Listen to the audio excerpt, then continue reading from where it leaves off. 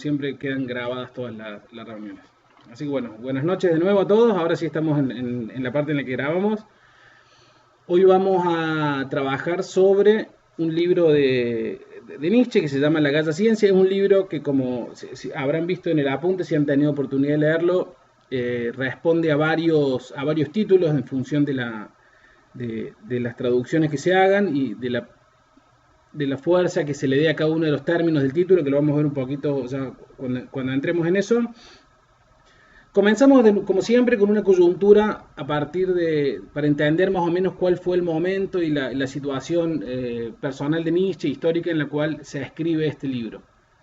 Este libro, como recién hacíamos referencia, es un libro profundamente alegre. Es un libro que es la producción de una persona que ha triunfado sobre un montón de malestares que ha tenido y que vive este libro particularmente, y de ahí en adelante su obra, como el triunfo contra una gran penuria, ¿no? Es un libro que además ustedes tenemos que tener en cuenta que este libro cierra lo que se llama el periodo destructivo de Federico Nietzsche, de Friedrich Nietzsche. Es un libro que, junto con El nacimiento de la tragedia, Humano demasiado humano y Aurora, además de las consideraciones intempestivas, que son, bueno, como un paréntesis también en su forma de escribir, es un libro en el cual avanza hacia la destrucción, ¿no? A diferencia de Aurora y de Humano demasiado humano, es un libro que avanza hacia una destrucción muy alegremente, sin estar enojado, ¿no? Es una particularidad muy interesante de este libro, ver cómo Nietzsche lleva adelante una forma de destruir todos los preceptos o de intentar destruir todos los preceptos que hasta este momento se tenían como válidos, como buenos, como fundadores, como fundamentadores además, de una forma tan alegre. Vamos a ver que hay ciertas condiciones, ciertas particularidades, ciertos elementos que hacen que esto suceda de esta forma. El libro es redactado entre 1881 y 1882. Recordemos que Aurora fue publicado en el 81 y que el libro anterior, Humano demasiado humano, fue publicado en el 78. Y este libro sale publicado finalmente en julio de 1882. Y es a definición del propio Nietzsche, en varias cartas que hace. Ustedes, como recordamos siempre, nosotros tenemos de Nietzsche tres accesos a su pensamiento fuerte, ¿no? El principal y sobre todo sus obras, obviamente, que es además el mensaje que él nos quiere dar. Luego los otros dos espacios de donde nosotros sacamos información de Nietzsche, que son sus cartas y que son sus diarios personales. Nietzsche siempre las contempló para él. Nietzsche no consideraba que sus cartas iban a tener la dimensión que luego tuvieron y que sus apuntes iban a tener la dimensión que luego tuvieron, sino que él nos habla a través esencialmente de sus obras, ¿no? Y en estas obras nos dice lo que nos quiere decir en ese momento histórico. Como les decía, a través de sus cartas sabemos que esta es la obra junto con Aurora, que además Nietzsche las piensa como una continuación, ¿verdad? Para Nietzsche, Aurora y la Galla Ciencia, vamos a tomar ese nombre, la Galla Ciencia, como un nombre, como un acuerdo, digamos, porque en realidad la traducción literal, si han leído el apunte de este libro, es la ciencia alegre o la alegre ciencia. Después vamos a ver cuáles son las diferentes acepciones que se hacen a partir del título muy brevemente, como para tener una referencia. Pero él le dice en cartas a Peter Gast, que es su amigo, a cartas a Paul Rick, que es también su amigo, y Overbeck, les cuenta que esta es su obra más personal, ¿no? Donde incluso dice en una de sus cartas, creo que está en el apunte, él comenta que esta obra y Aurora tienen los principios de la moralidad por la que él se rige. Sepamos también que en esta obra que vamos a ver hoy, nos estamos adelantando, pero bueno, está compuesta por 5 libros, de los cuales 4 libros fueron escritos en el 82, entre el 81 y el 82, digamos, corresponden a la primera edición, y el quinto libro corresponde a la segunda edición, que se prepara en el 86, pero se publica en el 87. Y el cuarto libro de los libros que salen en la primera edición, que se llama, es el único de los libros que tiene título además, que se llama Sanctus Januarius, digamos el Santo Enero.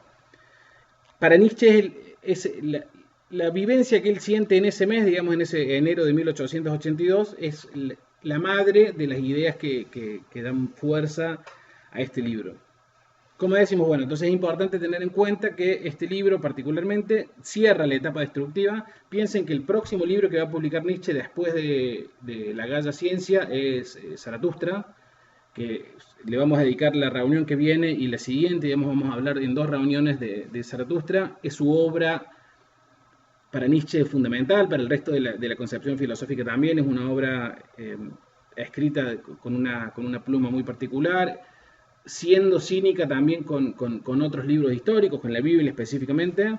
Se contrapone la imagen de Zaratustra con la imagen de Jesucristo, se contrapone la forma de estar escrita la Biblia con la forma de estar escrito el Zaratustra, y donde además Nietzsche en el Zaratustra desarrolla y plantea, propone sus tesis fundamentales, que son su crítica hacia los valores cristianos, que viene desarrollando, como vimos, en Humano demasiado humano, en Aurora, y en este libro también, no con tanta fuerza como los anteriores.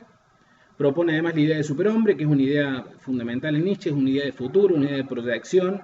El superhombre para Nietzsche es la evolución no natural, no necesaria en términos de que no va a ser, de que no es la continuación de la necesariedad de nuestra época, sino que lo propone como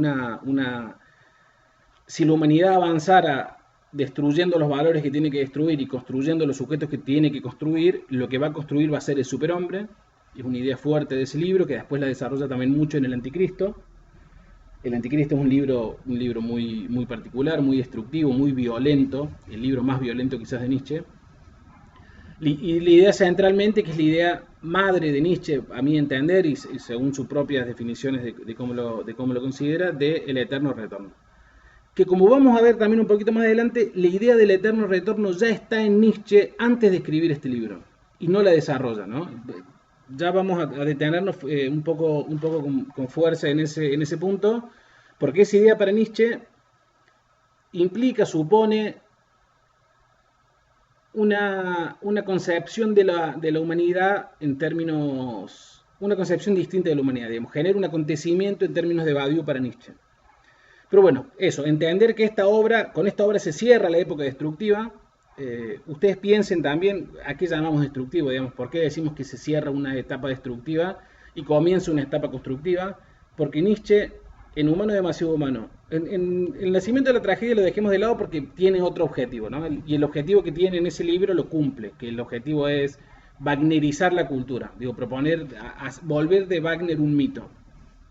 Pero en Humano demasiado humano y en Aurora y en este libro, Nietzsche es un pensador crítico, es un pensador que va contra construcciones que estaban establecidas y las quiere derrumbar.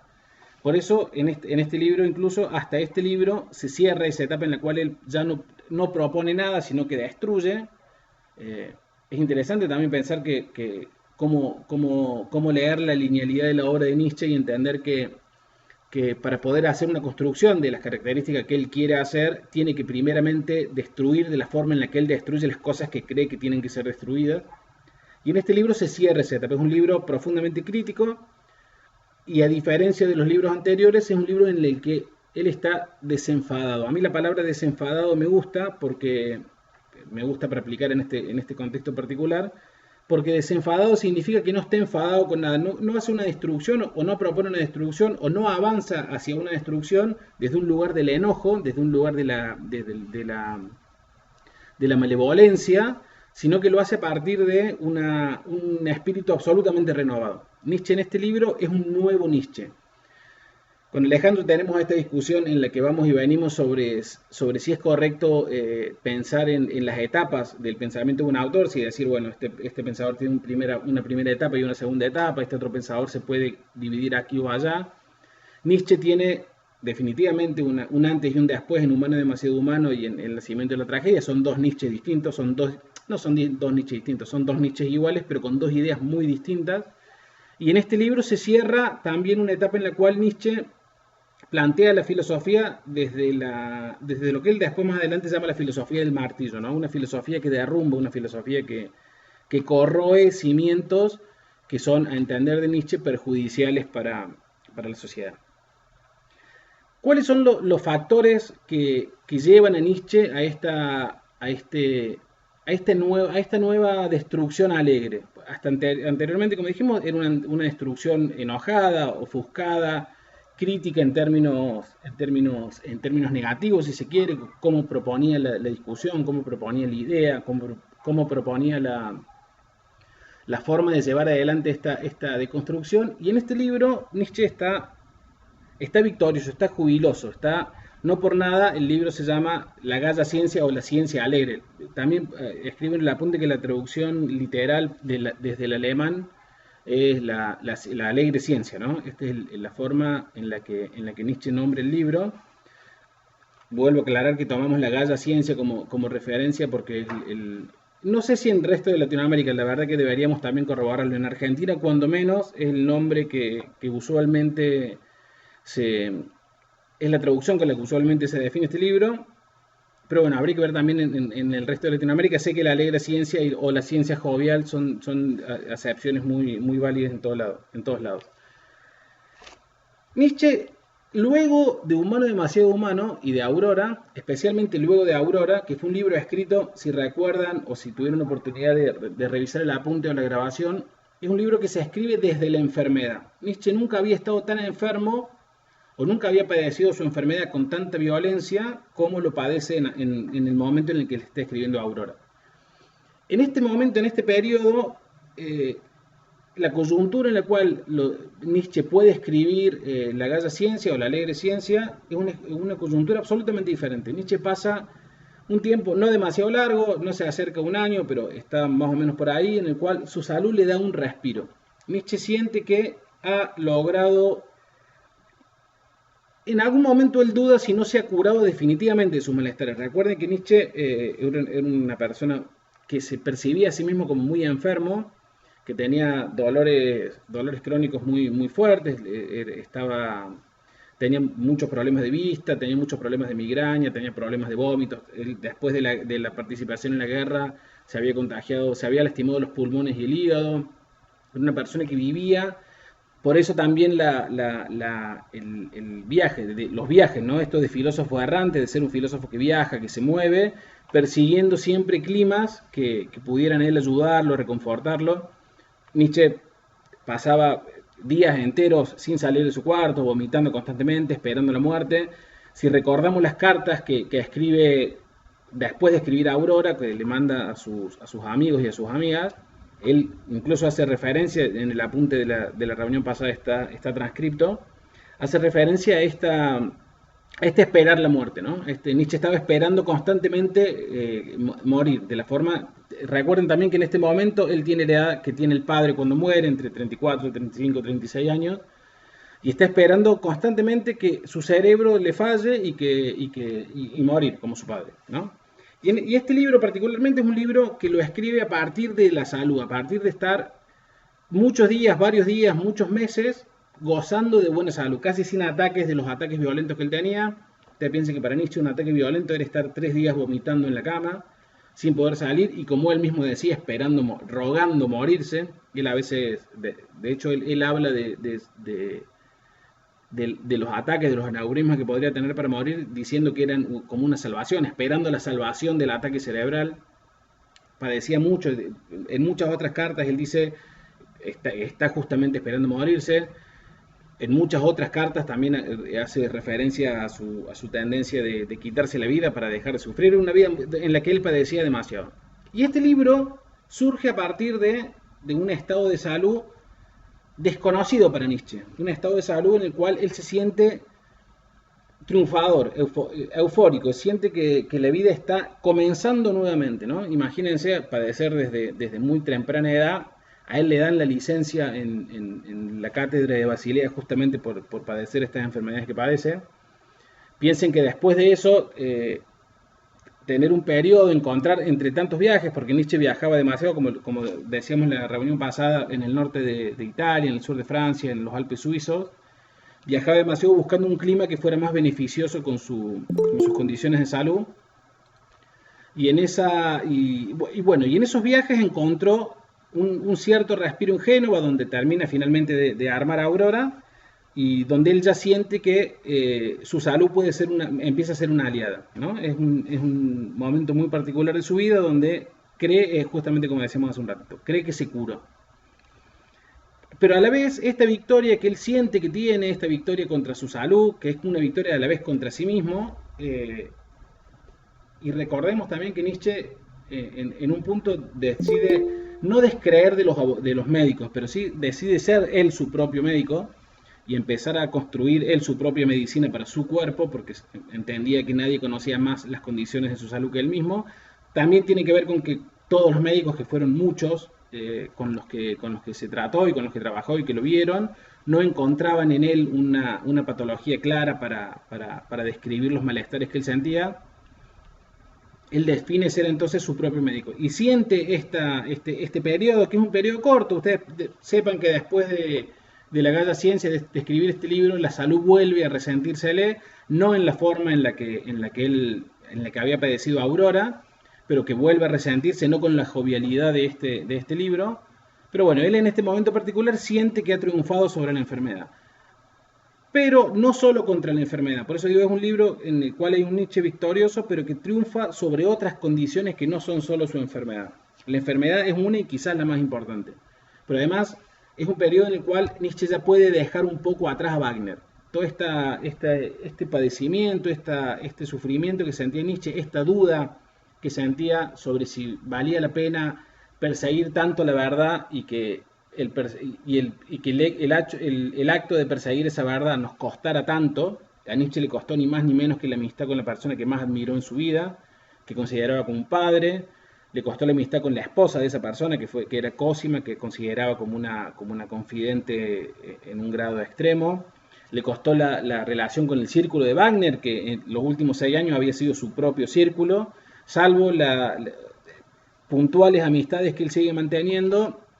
Las demás amistades le fueron cercenadas. Le costó demasiado en ese punto, y a la vez implicó una condición de soledad que fue muy fuerte para él y que además lo va a acompañar durante el resto de su vida.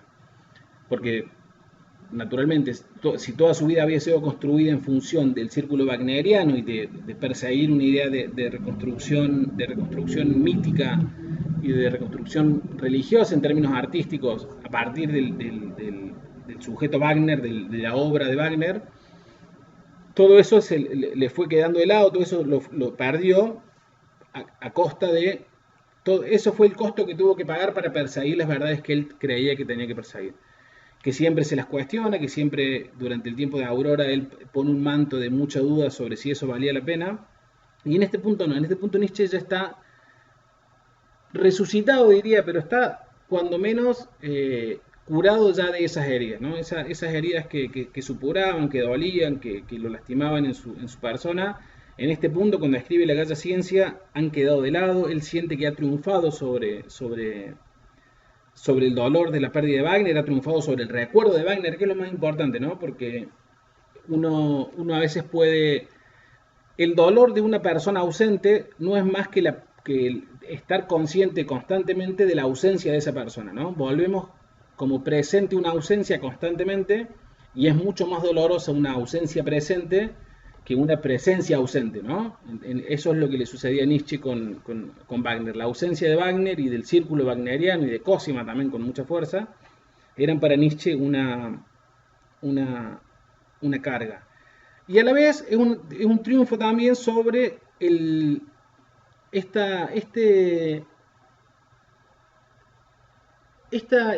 ignorancia, esta forma de no tomarlo en cuenta de la sociedad cultural alemana del momento, ¿no? Nietzsche piensa en que escribía, ya en este momento ya tiene escritos sendos tratados de filosofía, sendos tratados no, tiene escrito El nacimiento de la tragedia y libros aforísticos de filosofía que son para Nietzsche muy poderosos y muy fuertes, pero que la crítica alemana no los toma. Es un filósofo que escribe para muy poca gente, y eso siempre se ve hasta en Aurora. Siempre le genera a él un peso, le genera una culpa, le genera una deuda pendiente de alguna forma. Y en este momento, a partir de La Galla Ciencia, ya deja de importarle a Nietzsche ese destrato de la cultura general alemana sobre su obra, ¿no? Entonces es como un triple triunfo para Nietzsche: sobre su salud, sobre el recuerdo que fue muy doloroso de él, de Wagner, sobre la soledad, una cuarta una cuarta victoria, y sobre la forma en la que la sociedad y la sociedad cultural alemana no le prestaba la importancia que él creía que debían prestarle. En este momento a Nietzsche ya no le importa, porque a Nietzsche le pasa algo muy, muy, le pasa algo fundamental también en Suiza en este momento. Le pasan dos cosas, ¿no? Primero lo que dijimos, su salida de la enfermedad, él la toma como definitiva y la toma como definitoria además. Pero además hay un acontecimiento muy particular que a mí me gusta nombrarlo como acontecimiento porque porque yo sí tomo a Badiou en este punto, que le sucede a Nietzsche, ¿no? Nietzsche tiene la expresión de un acontecimiento, tiene la vivencia de un acontecimiento en términos de Badiou. Ahora vamos a hacer un pequeño paréntesis para hacer una referencia sobre lo que Badiou entiende por acontecimiento, para entender lo que Nietzsche vive en ese punto, ¿no? Badiou, saben ustedes, no, los que no lo saben les cuento, es un filósofo francés, actualmente sigue vivo por suerte, que trabaja mucho sobre política de grupos minoritarios. Él trabaja esencialmente sobre migrantes en Europa, y desarrolló este concepto de acontecimiento que luego de él muchos pensadores contemporáneos lo toman, porque la verdad que es un pensamiento muy interesante para analizar. Él dice que un acontecimiento, con mayúscula, ¿no? El acontecimiento, no es solamente un evento que es importante o que es significativo o que genera una reacción de un sujeto o de varios sujetos. Él dice que un acontecimiento es un quiebre específico en el campo de un saber específico de una situación específica, ¿no? Usted piense que con el acontecimiento para Badiou emerge una verdad que hasta ese momento en ese campo de conocimiento no estaba considerada, ¿no? Es como lo que Thomas Kuhn llamaba un cambio de paradigma. Bueno, en ese sentido Badiou piensa el concepto de acontecimiento que incluso va más allá de lo que Thomas Kuhn tomaba como paradigma, ¿no? Como cambio de paradigma. Eh, implica El acontecimiento implica necesariamente la subversión de un orden simbólico que ya estaba establecido, ¿no? Y que da lugar a una verdad que emerge, que era inesperada, pero que emerge a partir de cierta ruptura, que la ruptura también era a su vez inesperada, ¿no? A una verdad que no ha sido previamente simbolizada, dice Badiou.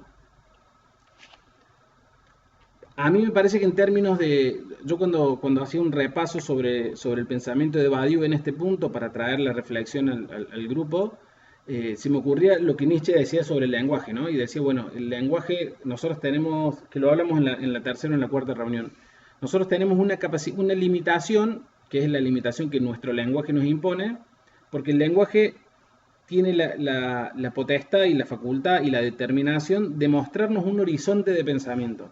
Nosotros no podemos pensar por fuera del lenguaje. No nos es posible conceptualizar ideas y desarrollar conceptos que no estén previamente eh, abrazados, abocados, incluidos en una definición conceptual lingüística. Con el acontecimiento pasa más o menos lo mismo, ¿no? Badiou lo que dice es, bueno, nosotros tenemos simbólicamente una multiplicidad de verdades puestas en la mesa. Y ninguna de esas multiplicidad de verdades ni infieren ni incluyen esta nueva verdad que surge con este acontecimiento, que viene a agarrar todas esas verdades puestas sobre la mesa y generar una disrupción, ¿no? A mostrarnos algo nuevo que no está contemplado en ninguna parte del escenario donde todas esas verdades juegan y se mueven, ¿no?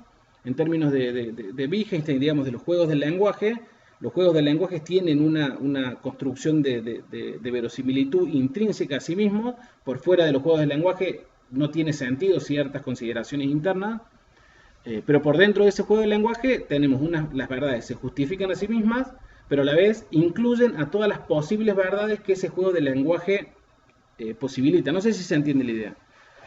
En ese punto, lo que Badiou plantea, sobre el acontecimiento tiene que ver con esa disrupción, ¿no? Hay un orden establecido, hay un orden de normatividad, hay un orden de verosimilitud puesto en la mesa. La mesa sería la sociedad occidental, que incluye y contempla ciertas condiciones de verdad. Esta condición de verdad, una consecuencia de esta condición de verdad, otra consecuencia de esta condición de verdad. Pero el acontecimiento lo que viene a plantearnos es una disrupción en todas esas condiciones de verdad, para plantearnos una verdad que no ha sido contemplada, Badiou dice simbolizada, en esas otras verdades puestas en la mesa. En términos, como para dar un ejemplo, en términos, no sé si será muy apropiado porque bueno, somos todos habitantes de diferentes países, pero bueno, en términos, Badiou piensa, para hacer una aclaración, Badiou piensa que el acontecimiento solo puede suceder en 4 ámbitos específicos, que son en el arte, que son en el amor, en la ciencia y en la política. Un acontecimiento en términos políticos en Argentina, sin hacer juicio de valor, sería la emergencia de lo que fue el movimiento peronista en este país, que los argentinos estamos más familiarizados con él, pero no necesariamente otros participantes de otras naciones. Esto es, la disrupción de una nueva verdad, que en Argentina fue el peronismo, uno puede estar de acuerdo o no, pero ahí había una verdad que estaba disrumpiendo, y la fidelidad a esa verdad, ¿no? En ese sentido, el acontecimiento para Badiou tiene que tener 3 requisitos que lo terminan convirtiendo efectivamente en un acontecimiento real, que es que sea un acontecimiento inesperado, esto es que no haya sido ni preparado, ni promovido, ni impulsado, sino que venga justamente a disrumpir todas estas preparaciones, que genere un quiebre esencialmente en el paradigma. El acontecimiento no viene a acompañar un paradigma existente, sino que viene a proponer un paradigma nuevo, impensado, y que genere una cierta fidelidad, ¿no? Todas condiciones que en el ejemplo que les daba sobre el peronismo funcionan perfectamente. El peronismo fue un movimiento absolutamente inesperado, no fue una consecuencia de ninguna otra fuerza política, ningún otro movimiento político. Generó un quiebre natural en el paradigma en este país y a la vez generó una fidelidad de un montón de sectores que se vieron representados e interpelados por ese movimiento, lo cual hizo del peronismo un acontecimiento en términos de Badiou exactamente. Bueno, lo que le pasa a Nietzsche en una fecha muy específica, que es el 6 de agosto de 1881, es un acontecimiento en ese sentido, ¿no?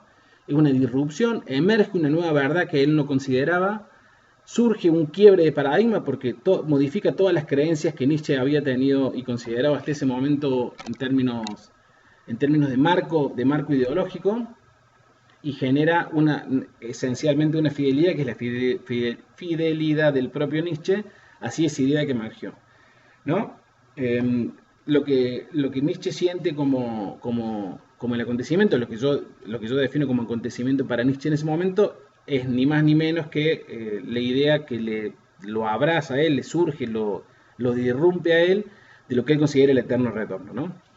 En ese punto Nietzsche hace en su libro bibliográfico final, en ese Homo, hace una descripción muy interesante de cómo le asalta la idea del eterno retorno y lo que él considera que fue un momento de inspiración en el término más preciso de la palabra, que me parece interesante que lo leamos para que veamos la fuerza con la que... Porque este acontecimiento no solo parte la vida de Nietzsche a la mitad, sino que además parte toda su producción filosófica a partir de este momento y de ahora en adelante. Todo lo que va a escribir Nietzsche, lo que va a pensar Nietzsche, lo que va a desarrollar Nietzsche y lo que va a publicar Nietzsche va a estar iluminado desde ahora, o sea, desde la Galla Ciencia hasta que se vuelve loco en el 89, a partir de esta idea que lo abraza en una localidad de Suiza que se llamaba Sils Maria, ¿no? Pero aparte en un lugar muy puntual, hay un lugar en Suiza que se llama, en el apunte, cuando se los pasé, puse la foto de una piedra en la primera parte del apunte. En esa piedra se llama la roca de Surlej comúnmente, pero además se conoce como la roca Nietzsche. Fue el lugar específico donde a Nietzsche le asaltó la idea del eterno retorno y que cambió la vida de Nietzsche y su pensamiento para siempre. Y él explica este momento como un momento de inspiración. Él dice que lo que sucede cuando él tiene la revelación, hay que ver si es una revelación, si es un descubrimiento, si es una construcción. Son palabras que juegan en cómo nosotros consideramos lo que le sucede a Nietzsche. Yo creo que si la explicación del eterno retorno de Nietzsche es correcta, sería más adecuado hablar de un descubrimiento, porque Nietzsche no inventa una forma en la que la vida vuelve. Nietzsche se da cuenta que la vida vuelve, ¿no? Y él explica ese momento de inspiración con unas palabras muy bellas que se les voy a leer ahora.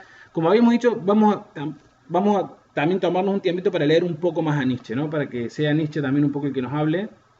Y sobre este acontecimiento, sobre este momento de inspiración, Nietzsche escribe en Ecce Homo en 1888. Y escribe lo siguiente, dice: a finales del siglo XIX, ¿Tiene alguien un concepto claro de lo que los poetas de épocas fuertes llamaron inspiración? Si la respuesta es negativa, quiero describirla. Va a describir su propio momento de inspiración. Con un mínimo resto de superstición dentro de sí, de hecho, uno apenas podría rechazar la idea de ser la simple encarnación, un mero instrumento, un puro medio de poderes superiores. Ese estado de cosas se describe sencillamente con el concepto de revelación, en el sentido de que, de pronto, con inefable seguridad y delicadeza, puede verse y oírse algo, algo que sacude a uno en lo más profundo y lo derriba. Se oye, no se busca, se toma, no se pregunta quién da allí. Un pensamiento brilla como un relámpago, con necesidad, sin vacilar en la forma. Nunca he tenido una elección. Se produce un arrobamiento cuya tensión tremenda se desata en un torrente de lágrimas, en medio de un estado en el que los pasos ora se precipitan, ora se hacen lentos. Es un completo estar fuera de sí, con la conciencia más distinta de un sinnúmero de finos escalofríos y estremecimientos hasta las uñas de los pies. Todo sucede en alta medida involuntariamente, pero acontece como una tormenta de sentimientos de libertad, de incondicionalidad, de poder, de divinidad. Todo se ofrece como la expresión más próxima, más correcta, más sencilla. Parece realmente que las cosas mismas se aproximan y se ofrecen como imágenes. Así es mi experiencia de la inspiración. No dudo que hay que retroceder milenios para encontrar a alguien que pueda decirme así también es la mía, ¿no?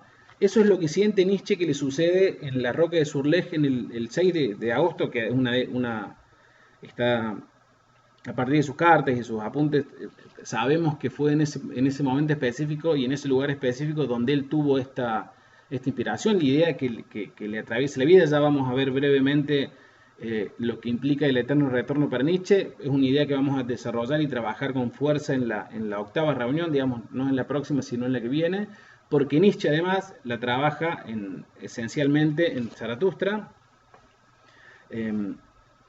Pero bueno, es una idea que efectivamente para Nietzsche le genera un fuerte impulso. De hecho, él luego en algunas otras cartas que yo no pongo en el apunte dice que ha pasado, después de tener esta revelación, días de estar llorando sin poder salir de su pieza porque los ojos le dolían de llorar tanto, de alegría, de haber tenido este momento de lo que para Nietzsche sería, si fuera religioso, una epifanía, ¿no? La presentación de lo divino, la presentación de un acontecimiento sublime y trascendente. Nietzsche lo vive de esa forma.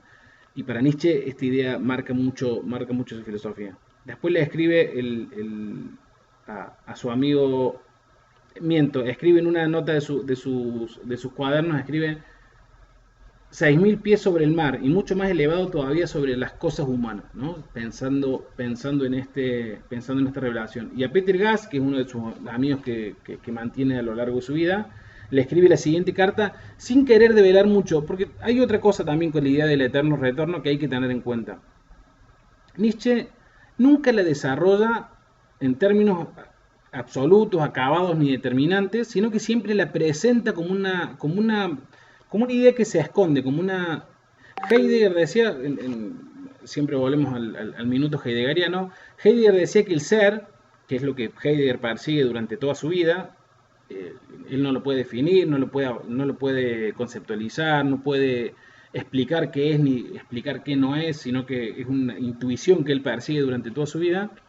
En Nietzsche sucede algo más o menos parecido con el eterno retorno. Nietzsche nunca nos explica concretamente qué es lo que el eterno retorno es para él, en sus libros, ¿no? Lo que sabemos lo sabemos más por sus apuntes y por sus notas.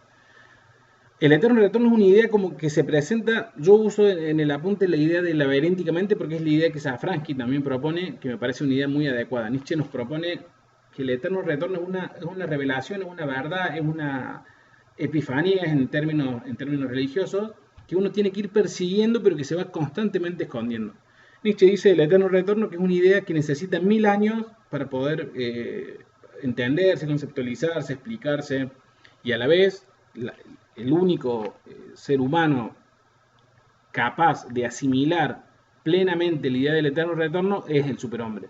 Y superhombres no hay en este momento y no ha habido en la historia de la humanidad hasta el futuro para Nietzsche, ¿no? A Peter Gass le escribe unos 8 días después de la revelación del eterno retorno, le escribe lo siguiente. Han subido mi horizonte de pensamientos como no los he tenido nunca. Nada quiero contarte acerca de ellos, pero lo cierto es que me mantienen en una quietud inconmovible. Sin duda tendré que vivir algunos años todavía.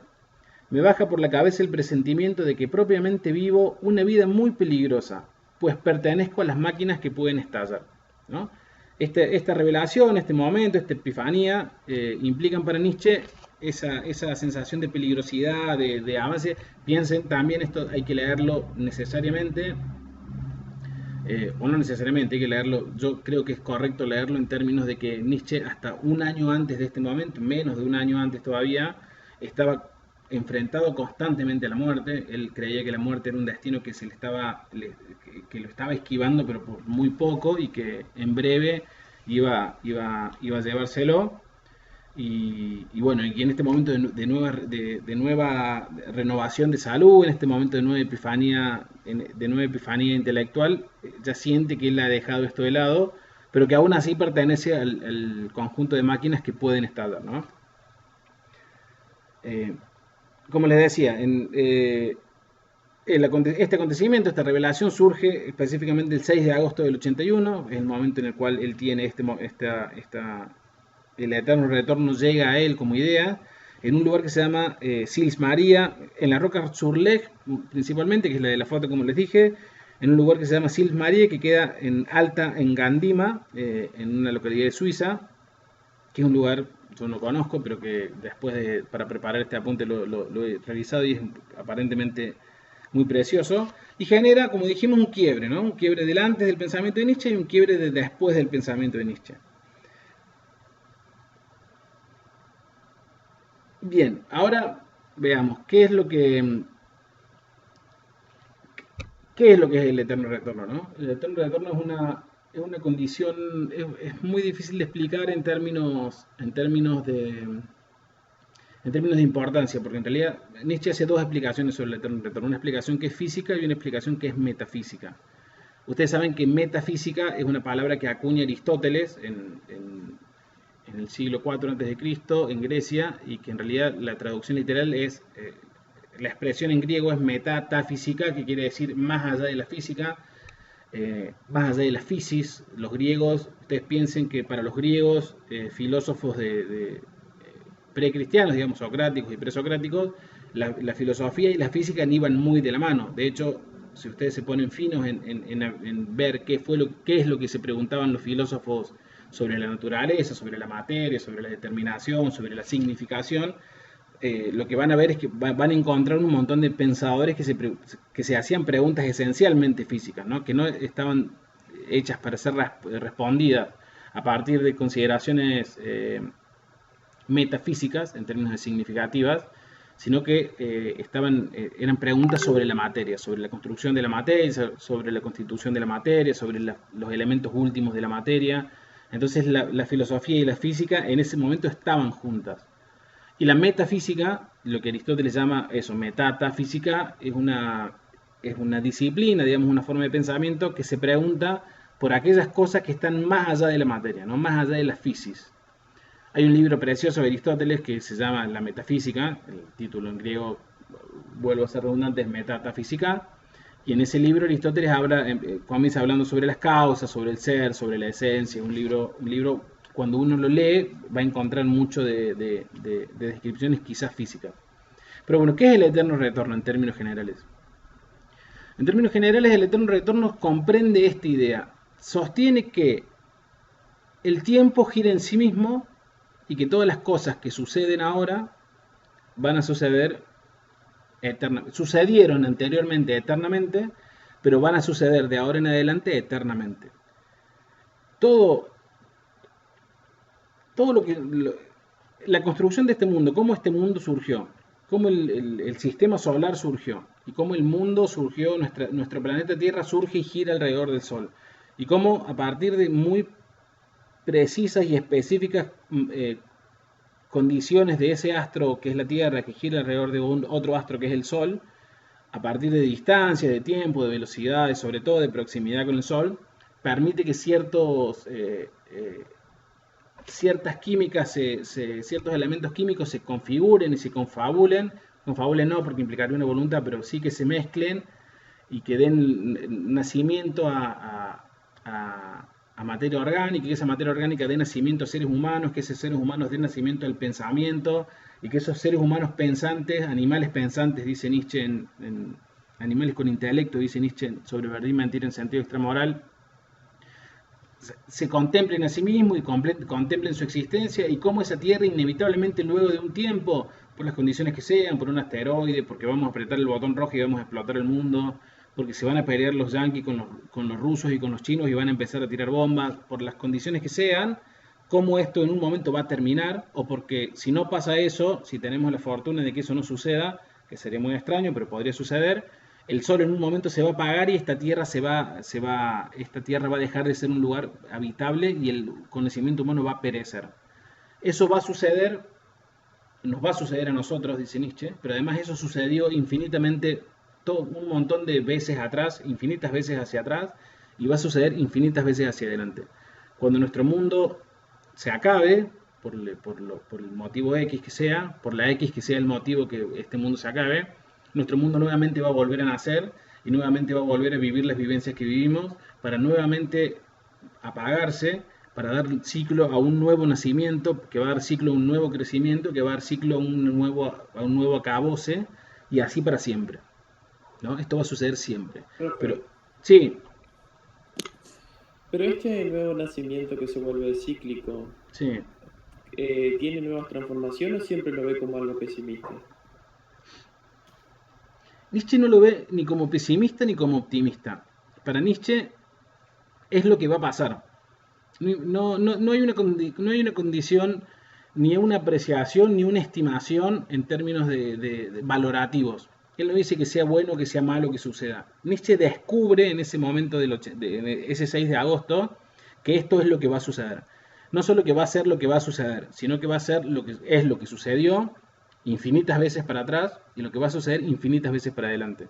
Y lo que sí es cierto para Nietzsche es que tu vida, Jonathan, por ejemplo, fue exactamente igual infinitas veces hacia atrás, es ahora igual como la estás viviendo vos, pero que la vas a vivir además infinitas veces hacia adelante. No hay una consideración de valoración en este punto. No es que Nietzsche dice, esto nos tiene que hacer, Nietzsche ya no es más ni pesimista ni optimista. Ha dejado eso con los griegos, ¿no? Esta discusión sobre el pesimismo y el optimismo, a Nietzsche no le importa. Él quiere hacer una descripción de qué es lo que pasó y qué es lo que va a pasar. Y él cree descubrir, por lo menos, y es un acontecimiento al cual él le guarda fidelidad luego para siempre, que lo que sucedió es esto, ¿no? Que tu vida se repitió muchas veces hacia atrás y se va a repetir infinitamente hacia adelante. Ustedes piensen, él tiene, hay dos aspectos en los cuales Nietzsche desarrolla y despliega esta teoría, ¿no? Una dimensión física, que yo llamo física, y una dimensión metafísica, ¿no? Por fuera de las leyes de la física. La dimensión física es como el cuento de Borges y los monos, ¿no? Ya se lo hago referencia. Pero la dimensión física dice lo siguiente, esencialmente. Nosotros tenemos, en el universo hay una cantidad X de materia, ¿no? Es una cantidad X, materia y energía, ¿no? Yo después ahí le hago una referencia sobre las ecuaciones de Einstein, de cómo materia y energía se pueden transformar y modificarse, y sobre la primera ley de la termodinámica, que dice que en un sistema cerrado la materia puede modificarse, pero no puede ni disminuirse ni aumentarse, ¿no? Lo que implicaría que en el universo hay una cantidad X de materia y de energía, o de materia y energía, que es lo mismo, pueden transformarse, pueden una transformarse en la otra y viceversa, y que eso no va a variar, ¿no? Entonces Nietzsche dice lo siguiente, dice, si nosotros tenemos un sistema cerrado como nuestro universo, que tiene una X cantidad de materia, pongámosle un número arbitrario, 10, tiene un número 10 de materia, y ese número 10 puede combinarse, 1, 2, 3, 4, 5, 6, 7, 8, 9, 10, puede combinarse de las formas en las que esas combinaciones puedan darse, que van a ser muchas, sin duda, pero que no van a ser infinitas, van a ser solo muchas. ¿Qué posibilidad tenés vos de que se combine el 1, el 4 y el 7? Y tenés un X porcentaje de posibilidades. ¿Qué posibilidades tenés de que se combine el 2, el 5 y el 2 de nuevo? Y tenés un X porcentaje de posibilidades. Ahora, vos tenés una materia finita, una materia que tiene una determinada cantidad de materia, que son 10, en un tiempo infinito. ¿Cuántas veces la combinación de 1, 4, 5, 8 se va a producir? En un tiempo infinito se va a producir infinitas veces esa configuración para Nietzsche. Entonces, la configuración que produjo este universo, Nietzsche parte de dos supuestos, ¿no? Un supuesto que dice la materia es finita, es esta y no hay más, que es lo que la física nos demuestra hoy, y parte de otro supuesto, el tiempo es infinito. Si vos configurás esas dos cosas, no importa si a vos te da que la posibilidad de que exista la raza humana inteligente, o que vos, Jonathan, estés ahora en tu casa haciendo lo que estás haciendo, esto es viendo este video, esta charla, participando de esta charla, no importa si la posibilidad de que la materia se configure en un universo para que eso suceda nuevamente sea de 0,000000100.000 ceros, 1. Porque en un tiempo infinito esa posibilidad va a volver a repetirse. Si vos, si vos lo considerás en esos términos, en términos físicos, todo lo que tenga, aunque sea un mínimo grado de posibilidad de suceder, en un tiempo infinito va a suceder. Eso es una cuestión evidente. Hay un cuento de Borges muy lindo donde habla de los monos que escriben. Y me parece que puede ser significativo para verlo ahora. Si vos agarrás un mono y lo pones en una máquina de escribir para que teclee teclas arbitrariamente, ¿no? La A, la Z, la H, la I, la J, no sé qué. Y vos le das un tiempo infinito para que el mono escriba esas letras, para que el mono tipee y tipee y tipee, en algún momento, por casualidad, porque es una probabilidad que está dentro de las posibilidades, ese mono va a escribir todas las obras de Shakespeare. Pero no solo que va a escribir todas las obras de Shakespeare, va a escribir todas las obras escritas en la humanidad. Va a escribir todas las obras de Shakespeare, con las de Nietzsche, con las de Heidegger, todas las obras que se escribieron. ¿Por qué? Porque ¿qué posibilidades tiene el mono de escribir primero la A, después la B, después la J y desarrollar así toda la obra de Hamlet de Shakespeare, por ejemplo? Y es una posibilidad absolutamente mínima, de 0,00000 millones de 0,1. Ahora, en un tiempo infinito, esa posibilidad va a suceder. Porque el tiempo infinito tiene naturalmente, en el tiempo infinito, todas las posibilidades suceden. Vos pensá, si yo tengo que escribir azarosamente, hola, buen día, me llamo Diego, y un mono tuviera que hacerlo, supongamos que eso tiene, no las conté, pero supongamos que tiene 20 letras. Que el mono escriba las 20 letras diciendo, hola, buen día, me llamo Diego, o que escriba A, J, no sé qué, y 20 letras seguidas, son la misma posibilidad. Hay las mismas probabilidades de que el mono combine esas palabras justamente para significar hola, buen día, me llamo Diego, o para que escriba cualquier otra cosa que en nuestro lenguaje no tendría sentido.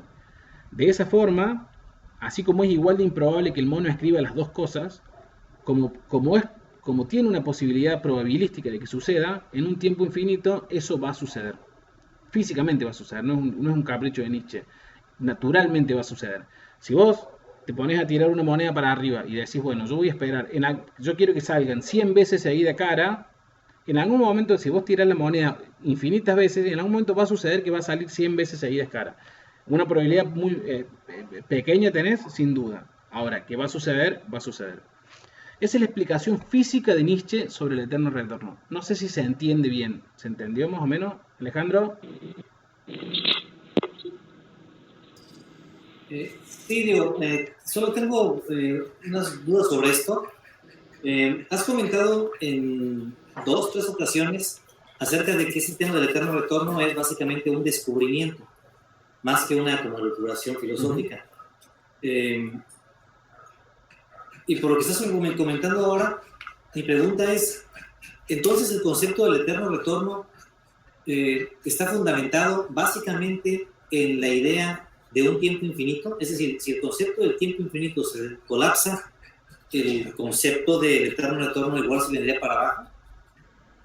Y aparte, ¿por qué esta insistencia en decir que el eterno retorno es un descubrimiento como tal? Solamente me parece como elevarlo a una condición como de ciencia, ¿no? No tengo nada en contra de eso, solamente es como mi gran duda. Dale.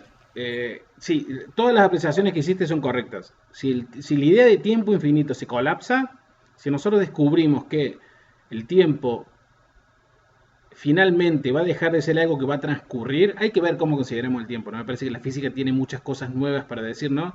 Pero si nosotros consideramos que el tiempo va a ser algo que va a dejar de transcurrir, la idea del eterno retorno colapsa, naturalmente. La idea del eterno retorno necesita como condición de existencia que el tiempo sea infinito. Si el tiempo no es infinito, no existen que todas las combinaciones vayan a suceder, ¿no? Sino que lo que va a suceder van a ser las más probables. La física nos dice cosas interesantes sobre esto. Ustedes piensen que desde Einstein esta parte, lo que se considera como la teoría más o menos dominante en la que nosotros nos movemos, tiene que ver con una idea de un Big Bang. Digamos que esta idea lo que hace no es solo expandir la materia y generar el espacio, sino que genera además el tiempo. Ustedes piensen que lo que la teoría del Big Bang sostiene en las últimas decisiones de la física o en las últimas discusiones de la física es que toda la materia y la energía del universo estaban todas condensadas en un punto infinitamente denso e infinitamente pequeño. Toda la materia que existe en el universo, los planetas, las estrellas, los gases, la energía, todo lo que existe en el universo estaba condensado en un punto infinitamente denso e infinitamente pequeño. Para los que no somos físicos, esto suena una contradicción casi patente, ¿no? Nada puede ser infinitamente pequeño y nada puede ser infinitamente denso. ¿Qué es lo infinitamente denso? Pero bueno, la física entiende hoy que esa es la condición en la cual este primer núcleo primordial explota. La teoría, yo soy un gran amante de la física, yo leo mucho y me interesa el tema. La física, hoy las leyes de la física, ustedes saben que las leyes de la física con las que nos regimos hoy tienen que ver con la teoría de la relatividad de Einstein en términos de los grandes cuerpos y con como dice Jonathan en el mensajero, con la teoría de cuerdas, ¿no? Con la física cuántica. La teoría de cuerdas no, la teoría de cuerdas es otra cosa. La teoría de cuerdas trata de unificar ambas dos teorías. Y la física cuántica, que habla de lo muy pequeño, digamos de lo que es la longitud, la dimensión de Planck para abajo, y la relatividad que explica la dimensión de Planck para arriba, son dos teorías que tienen un nivel de precisión y de predicción, que es el requisito primordial de cualquier teoría científica, digamos que tenga la capacidad de predecir acontecimientos, funcionan en niveles prácticamente perfectos, ¿no? En niveles prácticamente del 100%. Lo loco es que la teoría cuántica y la teoría de la relatividad son contradictorias en sí mismas, digamos, no son compatibles. Una de las dos tiene que estar equivocada. La teoría de cuerdas, ahí como nos menciona Jonathan, es un intento, es una nueva forma de intentar combinar ambas teorías. ¿Cuál es el punto en el cual las teorías se repelen? El tema de la gravedad, ¿no? Es imposible, hasta ahora no se ha encontrado la forma en la cual la gravedad pueda tener una dimensión. No se ha encontrado una fórmula para la gravedad cuántica, ¿no? La gravedad no tiene dimensión ni lugar ni espacio en la teoría de cuerdas, en la teoría cuántica para tener un lugar, ¿no? No se ha encontrado lo que es la partícula de la gravedad que en teoría se llamaría el gravitón, una partícula que es la partícula que traslada la fuerza de la gravedad, porque la gravedad es una cosa que no puede trasladarse en esos términos para Einstein. Ustedes piensen que hasta Newton, que es el primer físico, Newton es una bestia, es un guaso que ha tenido una capacidad de proyectar y de pensar y de interpelar el mundo matemáticamente de una forma muy simple pero muy profunda. Newton decía que los cuerpos, ¿cómo se explicaba la gravedad? Newton se da cuenta que la luna está constantemente cayendo hacia la Tierra, ¿no? Pero ¿cómo se explica la gravedad? Newton dice, un cuerpo con masa atrae a cualquier otro cuerpo que tenga masa. Si este cuerpo es más grande que este cuerpo genera una atracción mayor hacia este. Entonces este cuerpo va a tender a acercarse hacia él, pero este cuerpo aún así va a influenciar sobre la masa del otro. Para Newton el problema es que la masa, la gravedad, era una fuerza que se transmitía a una velocidad infinita. Si yo agarro en el centro del universo hoy y pongo un cuerpo con muchísima masa, va a traer en el instante en el que yo lo pongo, va a traer a todos los otros cuerpos hacia él, ¿no? Ahora, lo que Newton sabía que era un problema era decir, la información no viaja a velocidades infinitas. Yo no hay un traslado mágico entre un cuerpo y otro cuerpo para que la información de la gravedad viaje tan rápido. Eso era un problema que Newton sabía que tenía.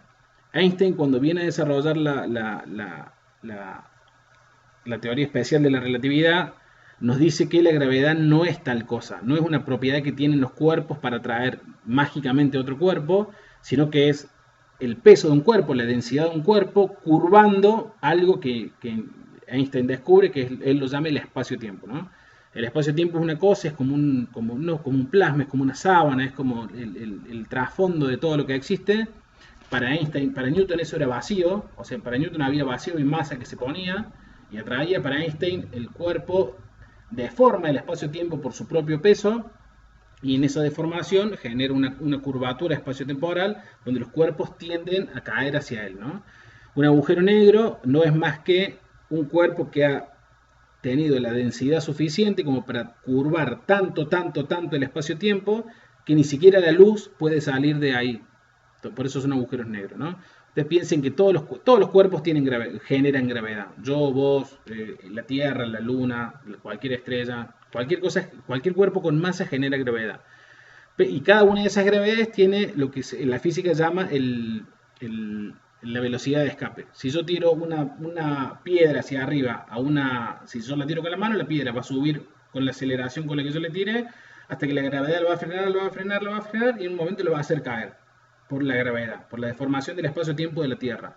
Ahora, si yo la tiro a la velocidad superior a la velocidad de escape, la piedra va a vencer la gravedad de la Tierra y va a seguir viajando infinitamente hasta que otro cuerpo con gravedad lo atrape. Bueno, un agujero negro tiene tanta densidad y genera una curvatura tan marcada que ni siquiera la luz puede salir de ahí, que es la velocidad máxima a la que puede viajar cualquier cosa en el universo. Bien, no sé cómo hemos llegado tanto a este lugar. Bueno, pero pensando en el eterno retorno, ¿no? Ahí como nos decía Alejandro, sí, si el tiempo deja de ser una constante que viaja para siempre, para Nietzsche el eterno retorno se cae, porque para Nietzsche, además, yo decía que tiene dos dimensiones, la dimensión física y la dimensión metafísica. Para Nietzsche la dimensión física es fundamental en este momento. De hecho, él luego de tener esta idea se pone a estudiar, no matemática, pero se pone a estudiar a los físicos de la época, se pone a estudiar astronomía, porque él cree que lo que descubrió no es que tuvo una idea sobre cómo interpelar la vida. Él cree que descubrió una condición natural de la existencia. Y cree que la descubrió en términos físicos. Él está convencido de ahora hasta que tiene colapso mental, va a estar convencido siempre de que el mundo funciona así, de que es una cosa lógica, no es lo del mono que dijimos recién, en un tiempo infinito, una cantidad de materia finita, las combinaciones que se pueden dar se van a dar todas para siempre, ¿no? A veces esta, a veces aquella, pero todas se van a repetir hasta el infinito. Hay dos críticas para mí válidas sobre este eterno retorno, porque además Nietzsche dice, no solo dice eso, sino que dice que vos, por ejemplo, Jonathan, vas a nacer infinitas veces, pero siempre que nazcas vas a ser vos. O sea, no va a ser otra cosa que vos mismo naciendo de nuevo. Va a ser tu conciencia, va a ser tu cuerpo, va a ser tu condición histórica, va a ser todas esas cosas naturalmente. Pero además, esto que nosotros denominamos el yo desde Descartes, bueno, esta idea de la yodicidad, digamos, de la unicidad de cada uno, de lo que hace de cada uno, va a repetirse infinitas veces, ¿no? Lo loco es de esto, una de las críticas que a mí me parece más interesante y más atendible es que si efectivamente la explicación física de Nietzsche funciona, y el tiempo es infinito como dice Nietzsche, ya me parece que la física nos ha demostrado que el tiempo no es infinito, pero supongamos que lo es, la pregunta sería, este mundo nació, tuvo la raza de seres inteligentes, en un momento muy pequeño de ese momento de los animales inteligentes, vos, Jonathan, estuviste en esta reunión conmigo y con los demás participantes, después vos te vas a morir, yo me voy a morir, todos vamos a morir, el mundo se va a acabar. Cuando el ciclo de nuevo empiece y el mundo vuelva a nacer y vuelva a haber animales inteligentes y vuelva a haber un Jonathan, ¿ese Jonathan vas a seguir siendo vos o va a ser otro Jonathan? Nietzsche asume que vos vas a ser el mismo vos. Y nunca lo explica por qué lo asume. Porque yo puedo estar de acuerdo incluso en la explicación física del eterno retorno.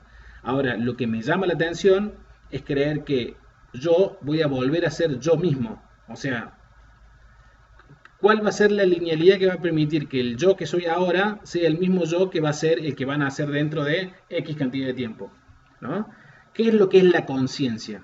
qué es lo que hace de cada uno, y cómo eso, en el caso de que es un quilombo definir, pero supongamos que lo pudiéramos definir, y yo digo, bueno, lo que consideramos como yo, lo que incluye el concepto del yo, lo que abarca y lo que aborda y lo que abraza el concepto del yo es tal cosa, en una repetición física, que es la explicación que da Nietzsche, todo eso que abraza el concepto del yo, ¿va a ser abrazado de la misma forma en el mismo momento? Esa es como una de las críticas, me parece, más interesantes para pensar sobre la propuesta de Nietzsche. Esto es la dimensión física, ¿no? Alejandro, ¿querés decir algo?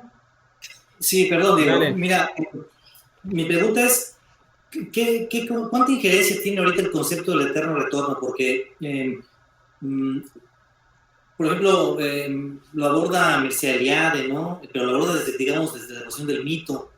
Y me parece que el concepto del eterno retorno, aunque puede resultar atractivo, al menos actualmente tiene como una pátina de cuestión mística, ¿no? Y, por ejemplo, Hollywood lo rescata en películas como La Día de la Marmota, ya sabes, ¿no? Todo esto. Mi pregunta es esa. Por muy atractivo que sea el concepto, ¿tiene una injerencia real? ¿Se puede inscribir, digamos, en el discurso contemporáneo de la filosofía? ¿O es algo que permanece como a pie de página en la historia de Nietzsche? Sí, sí se puede escribir. Sí tiene, digamos, una injerencia como tal, que la puedas tú conectar con pensadores contemporáneos. Esa es como mi pregunta. Diego, y si en la respuesta que vas a dar de pronto puedes allí vincular el concepto de voluntad, ¿qué papel juega frente a la idea del eterno retorno? Gracias. Perfecto, sí, sí, dos preguntas muy atinadas, ambas dos. En términos, y las dos de muy larga respuesta, pero vamos a avanzar. En términos de lo que pregunta Alejandro, vos pensás que el eterno retorno tiene, como yo lo propongo, tiene dos dimensiones, la dimensión física y la dimensión metafísica. La dimensión física del eterno retorno ya ha quedado refutada, entiendo, ¿no? O sea, aquellos que los avances nuevos de la física han refutado ya esta idea de que el tiempo va a ser una cuestión infinita, porque el tiempo no es lo que Nietzsche creía que era, que esto es algo que está permanentemente, el tiempo ni siquiera es absoluto, el tiempo es relativo, ya lo explicó Einstein, ¿no? Ya no hay un tiempo que sea absoluto como se creía en aquel momento. Ni el espacio es absoluto ni el tiempo es absoluto. Entonces la física ya ha refutado la teoría del eterno retorno físicamente. Ahora, hay otra dimensión que me parece que es la más interesante y que sí aborda lo que dice Gerson, que en realidad es la segunda crítica que hay para la teoría del eterno retorno de Nietzsche con la idea de voluntad. La idea de la justificación metafísica, porque en realidad Nietzsche cuando nos cuenta, lo que nos propone es lo siguiente. Nosotros venimos de un mundo en el cual Dios existía y justificaba la existencia del hombre, ¿no? Y todo lo que sucedía por permiso de Dios, por voluntad de Dios, y todas las cosas que nosotros hacíamos ofendían o agradaban al Dios. Dios funcionaba como el ser justificador. Luego Dios murió y nos quedamos sin ser justificador. Y apareció una suerte de teoría de la muerte, ¿no? Teoría de la muerte, ¿a qué me refiero? El hombre se ha enfrentado sin Dios inminentemente a la idea de su propia muerte. Lo que es una cosa aterradora. Heidegger lo plantea fuerte, pero es posterior a Nietzsche. Pero previamente a Nietzsche, el ser humano se enfrenta a una idea de enfrentarse con su propia finitud. Nietzsche avanza un poco más sobre esto porque él pensaba esto. Nosotros tenemos una idea de Dios que justifica la existencia y que nos da un más allá eterno para vivir. Luego, muerto Dios, nos enfrentamos con que cada uno de nuestros actos es el último de nuestros actos. Entonces tenemos que vivir sabiendo que es la única vida que tenemos y que luego de esta vida no va a haber nada, va a venir un vacío absoluto y eso es terrible. Vos, a partir de ese momento, lo que haces es dimensionar cada una de las decisiones que vos tenés en función de ese foco de la nada, ese foco de la finitud. Vos sabés que ahora estás participando en esta reunión, pero podrías estar haciendo otra cosa. Y el tiempo que vos estás dedicando a hacer esto, como a hacer cualquier otra cosa, es el único tiempo que tenés. Y que cuando vos mueras, vas a haber perdido o ganado este tiempo en función de tu decisión sobre lo que vos hiciste en este tiempo. Lo que es terrible, porque vos te enfrentas a una eternidad de nada, con un muy poco tiempo para aprovechar, y tenés que decidir cómo gastar cada uno de esos instantes que tenés en función de la corta vida que tenés. Vos inevitablemente te vas a morir, si tenés suerte, si tenés suerte, por ponerle un nombre, si tenés suerte te vas a morir de viejo y vas a vivir mucho, entonces vas a tener un montón de instantes que vas a haber vivido en esa vida hasta ser viejo, pero que son instantes que luego van a acabarse, y vos, después de muerto, solo vas a haber sido la suma de todos esos instantes. Eso es una decisión, ese es un enfrentamiento relativamente trágico, abrumador sobre la idea de la muerte. Piensen que Nietzsche también cree, como me parece que es una creencia acertada, que la construcción de una idea de Dios, o de cualquier, no de del Dios occidental, digo, sino de cualquier Dios, tiene que ver con la respuesta que le da el ser humano al problema que tiene con su propia finitud. Dios es la justificación de por qué nuestra finitud no es finita, ¿no? Uno se enfrenta a una vida finita, y la forma que tiene de no atormentarse por esa finitud, de no desesperarse y de no asustarse y enojarse por esa finitud, es inventar un mundo en el cual nuestra vida va a ser eterna. Ahora, muerto Dios y muerte esa proyección, muerte esa ilusión, solo tenemos nuestro instante, lo que se vuelve aterrador. Nietzsche lo que quiere hacer con la idea del eterno retorno en términos metafísicos es volver cada uno de esos instantes más aterrador todavía. ¿Por qué? Porque el pensador dice, no es solo que vos tenés que tomar una decisión por cada uno de tus momentos actuales, que va a ser el último momento. O sea, vos no tenés que pensar tu vida como que se vaya a terminar y que cada uno de tus momentos va a ser único, pero que se va a agotar, que se va a acabar. Vos tenés que pensar incluso, para volver cada uno de esos momentos más terribles y más densos, en términos de cómo vivimos la existencia, con la densidad con la que le vivimos, tenés que pensar que cada uno de esos momentos se va a repetir para siempre. O sea, vos no solo tenés que estar dispuesto a perder este momento haciendo lo que estás haciendo en este momento, por una decisión tuya, sino que este momento, y por esta decisión, tenés que estar dispuesto a que se repita para siempre.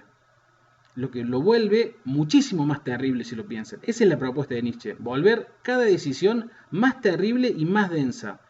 Porque yo puedo decir, bueno, yo hoy a la noche voy a hacer X cosa, voy a ir al cine, ¿no? Y voy a gastar este instante, que es el único instante que tengo, para ir al cine, a ver una película X, o ir a leer un libro, pero voy a ir al cine, pongamos. Yo no tengo que creer que voy a perder mi instante actual yendo al cine. Yo tengo que estar seguro además que por ir al cine voy a estar dispuesto a ir al cine, a ese cine, a ver esa película para siempre. Cada uno de estos momentos se va a repetir para siempre.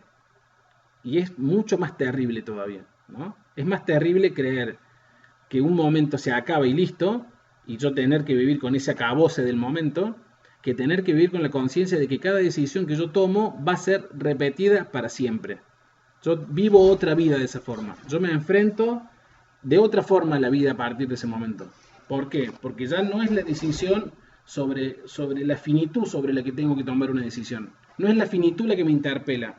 Lo que me interpela ahora es la eternidad, es el para siempre. Es a partir de este momento, esta decisión que se va a repetir una y otra y otra y otra y otra vez para siempre. Las cosas buenas te van a pasar para siempre, las cosas malas te van a pasar para siempre, todo se va a repetir eternamente. Por eso Nietzsche dice, en Ecce Homo, lo referimos en la reunión pasada, pero por eso dice, la ofensa más grande contra mi divinidad, contra mi idea más abismal, que es la del eterno retorno, es mi madre y mi hermana. Verme emparentado, decía él, con esa canalla, es una ofensa contra mi divinidad, porque él va a estar emparentado con esa canalla para siempre. Va a estar emparentado con su madre y con su hermana esta vida, pero además todas las vidas que se van a repetir infinitamente durante toda la eternidad. Entonces eso se vuelve mucho más aterrador. Nietzsche nos plantea, para mí, con la idea del eterno retorno, y es más importante que la explicación física, la idea de que no tenemos que vivir una vida, primero que sí, definitivamente tenemos que vivir una vida sin Dios, porque nosotros aprovechamos la vida de otra forma si la vivimos sin Dios que con Dios. Si nosotros creemos en Dios, tenemos que vivir para Dios. Si nosotros no creemos en Dios, vivimos para nosotros. Pero viviendo para nosotros incluso, tenemos que saber que cada una de las cosas que decidimos es una decisión para el resto de nuestra eternidad. Porque nosotros, dice Nietzsche, somos sujetos eternos. Eternos en esta dimensión, ¿no? En esta dimensión del eterno retorno. Yo creo que la idea del eterno retorno que Nietzsche desarrolla nos propone justamente esta idea. pensate en la eternidad y tomá las decisiones que tomes a partir de esa dimensión de eternidad que vos tenés. Porque cuando vos la pensás de esa forma, se vuelve más terrible sin duda, pero cada una de tus decisiones desde esa luz se vuelven muchísimo más conscientes, ¿no? Se vuelven muchísimo más densas. A mí la palabra densidad me gusta para hablar de esto porque hay veces que vive, yo tengo la teoría o la idea de que cuando uno está muy sumergido en el dolor o muy sumergido en el placer, el tiempo se ralentiza de alguna forma, ¿no? Porque cada uno de los minutos se vuelven, si uno está muy sumergido en el dolor porque le pasó una cosa trágica, una cosa horrible o una cosa que a uno lo vive de una manera muy trágica, cada minuto es un momento de angustia y de dolor y cada uno es consciente de cada uno de esos minutos, ¿no? Cuando uno está muy apesumbrado por algo, el tiempo es más doloroso porque además es como que pasa más lento, porque cada minuto es un minuto de dolor. Cuando uno no está en ese estado, el tiempo puede pasar quizás más sin que lo notemos. Pero bueno, Nietzsche lo que nos propone, me parece, entiendo yo en esta idea, es que vivamos cada uno de nuestros momentos de nuestra vida en esa densidad, en esa potencia de la densidad, como si cada uno de los momentos realmente valieran para la eternidad. Y ahí la vida se vuelve otra cosa. Es superador, entiendo yo, en términos de propuesta y de densidad, a la idea de que solamente vamos a morir. Es peor que solamente morir, porque solamente morir uno a lo mejor con lo que nos enfrentamos es con nuestra finitud, uno a veces está dispuesto a tirar a la marchanta algunos instantes, algunos momentos, algunos días. Cuando pensamos en la dimensión de la eternidad, uno ya no puede estar más dispuesto a tirar ningún momento a la marchanta porque cada momento que tire o que la pase mal o que lo que sea, va a repetirse eternamente, ¿no? Esa me parece que esa es la dimensión metafísica. La dimensión metafísica funciona quizás casi como una justificación de la existencia. Ustedes piensen que en Nietzsche ya no tenemos Dios, no tenemos ningún mito metafísico que nos justifique nuestra vida, no tenemos el arte como justificación estética, no tenemos nada, tenemos una vida sin sentido. La forma de dotar de alguna forma de sentido a la vida, de darle una trascendencia, con muchas comillas, tiene que ver con pensar que cada una de las vidas va a ser una vida para la eternidad. Y en esa para la eternidad, la vida toma otra significación. Empieza a tener una significación distinta. Y que una significación en la que no te hace falta Dios, no te hace falta el arte, no te hace falta nada. Te hace falta solamente ser consciente de que esa vida y ese momento y esa circunstancia se va a repetir para siempre. Y depende exclusivamente de cada uno, ¿no?